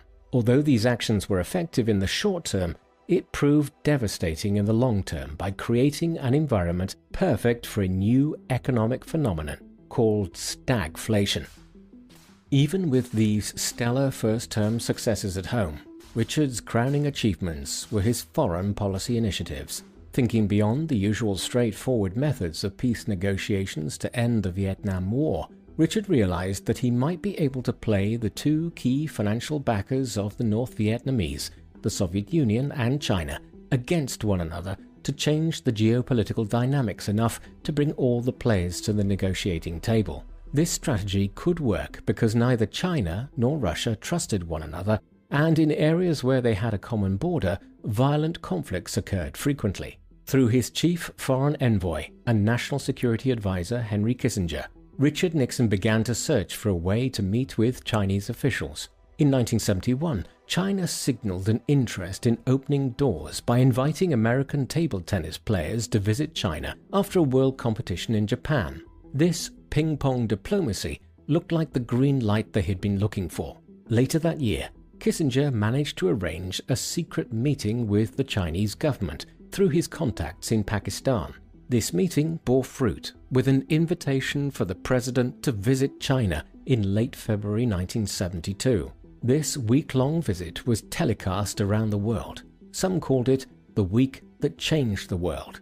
Richard Nixon and Henry Kissinger had scored a major international coup by re-establishing direct relations with the People's Republic of China after its 22-year absence on the world stage. Almost immediately, the Soviets contacted their counterparts in the US to engage in a serious discussion regarding nuclear arms control. Nixon traveled to Moscow that May, the first sitting US president ever to visit the Kremlin. There he signed multiple treaties, including the first Strategic Arms Limitation Talks Treaty, or SALT I, and a memorandum summarizing the nature of their new relations, which came to be known as détente. Yet, overshadowing it all was the Vietnam War, failed incursions into Laos, and the extreme bombing of the Viet Cong in both North Vietnam and Cambodia had no effect on the North Vietnamese government, who seemed implacable and determined to fight on. The US tried various methods, including claiming Nixon was a madman who would do anything to end the war, including dropping an atom bomb, to conducting secret talks only with the North Vietnamese, to instituting Vietnamization, that is, slowly removing US forces so the South Vietnamese could take over, to appease the folks at home. Yet the war dragged on, and more young American men died. Peace proved elusive, in spite of Richard's election promises to end the war. Not only did America's youth erupt, but so did America as a whole, wondering why the madness had to continue. Leaks occur in any administration, but few took them as seriously as the Nixon administration, which preferred to function in private. One factor was the tension between Nixon and Kissinger. Although they had an unusual symbiotic relationship, neither one fully trusted the other. Kissinger's social charisma and popularity threatened Richard, who wanted full credit for their international achievements. Kissinger was also known to have a big mouth. In fact, many leaks from the White House originated with Kissinger. In 1971, a bombshell leak hit. Someone handed classified portions of the history of the US involvement in Vietnam, known as the Pentagon Papers, to the New York Times. When the Nixon White House ordered the paper to stop printing them, the Washington Post picked it up along with other news outlets. Richard was furious.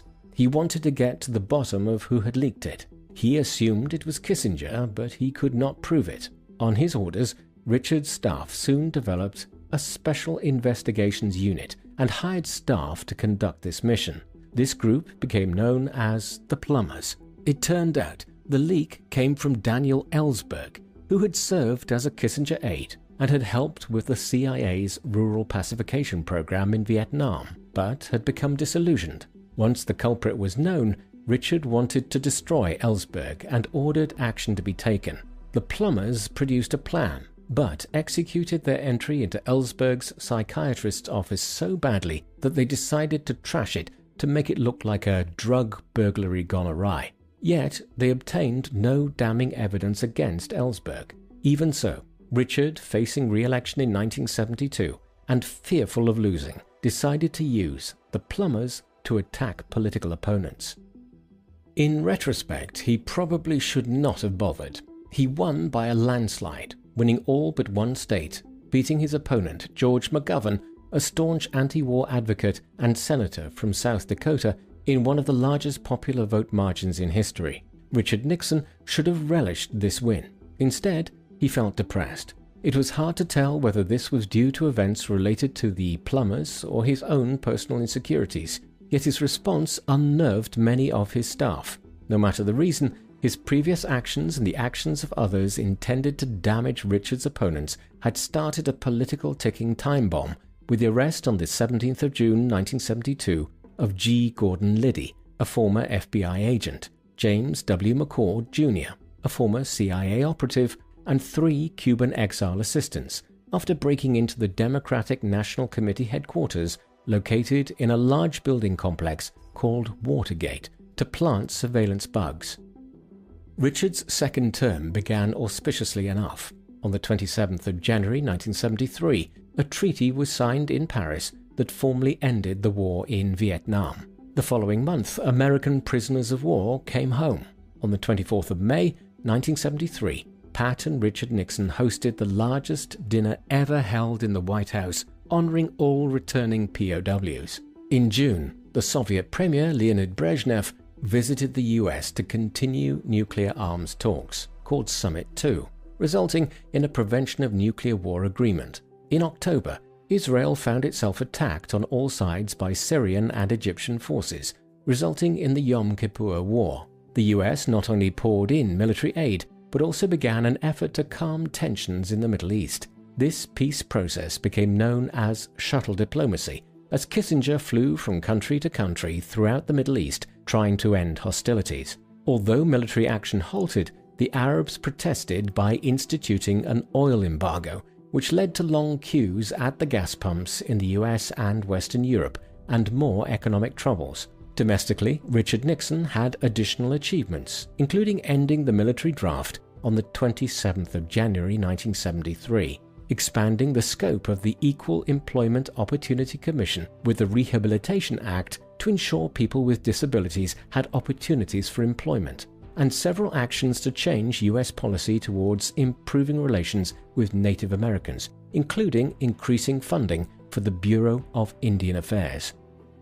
Yet, by May 1973, when the Senate began its televised Watergate hearings, efforts to stem the political bleeding consumed the Nixon White House. In October, Richard was hit with a second controversy over the business dealings of his Vice President Spiro Agnew, who was indicted for bribery, extortion, and tax fraud while governor of Maryland. He soon resigned the vice presidency. 2 days later, on the 12th of October 1973, Gerald Ford, a congressman from Michigan and the leader of the Republican Party, was nominated as vice president and confirmed on the 6th of December. The Watergate situation became explosive on the 20th of October when Nixon refused to hand over his presidential tapes and ordered his Attorney General to fire Archibald Cox, who had been appointed as an independent special prosecutor in May. His recently appointed Attorney General Elliot Richardson, as well as his assistant William Ruckelshaus, both refused to carry out the order and resigned.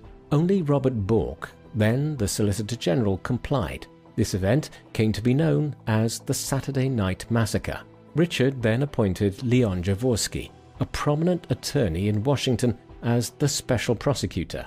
Richard still refused to turn over the tape recordings of conversations he had had with staff in the White House. This action only made his opponents more dogged in the pursuit to discover not only who ordered the burglary, but also the subsequent cover-up that had become apparent to many.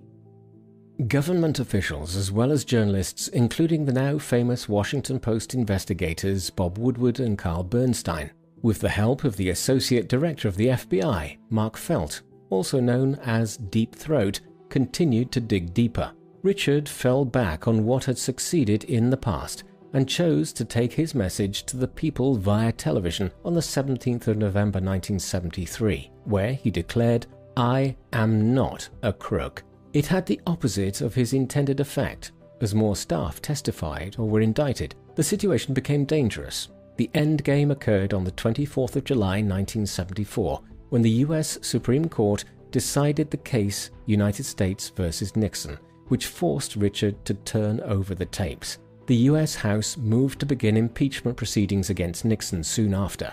One tape section that contained Richard's conversation with his Chief of Staff, H.R. Haldeman, about giving hush payments to the burglars, the plumbers, and other cover-up tactics was released in early August.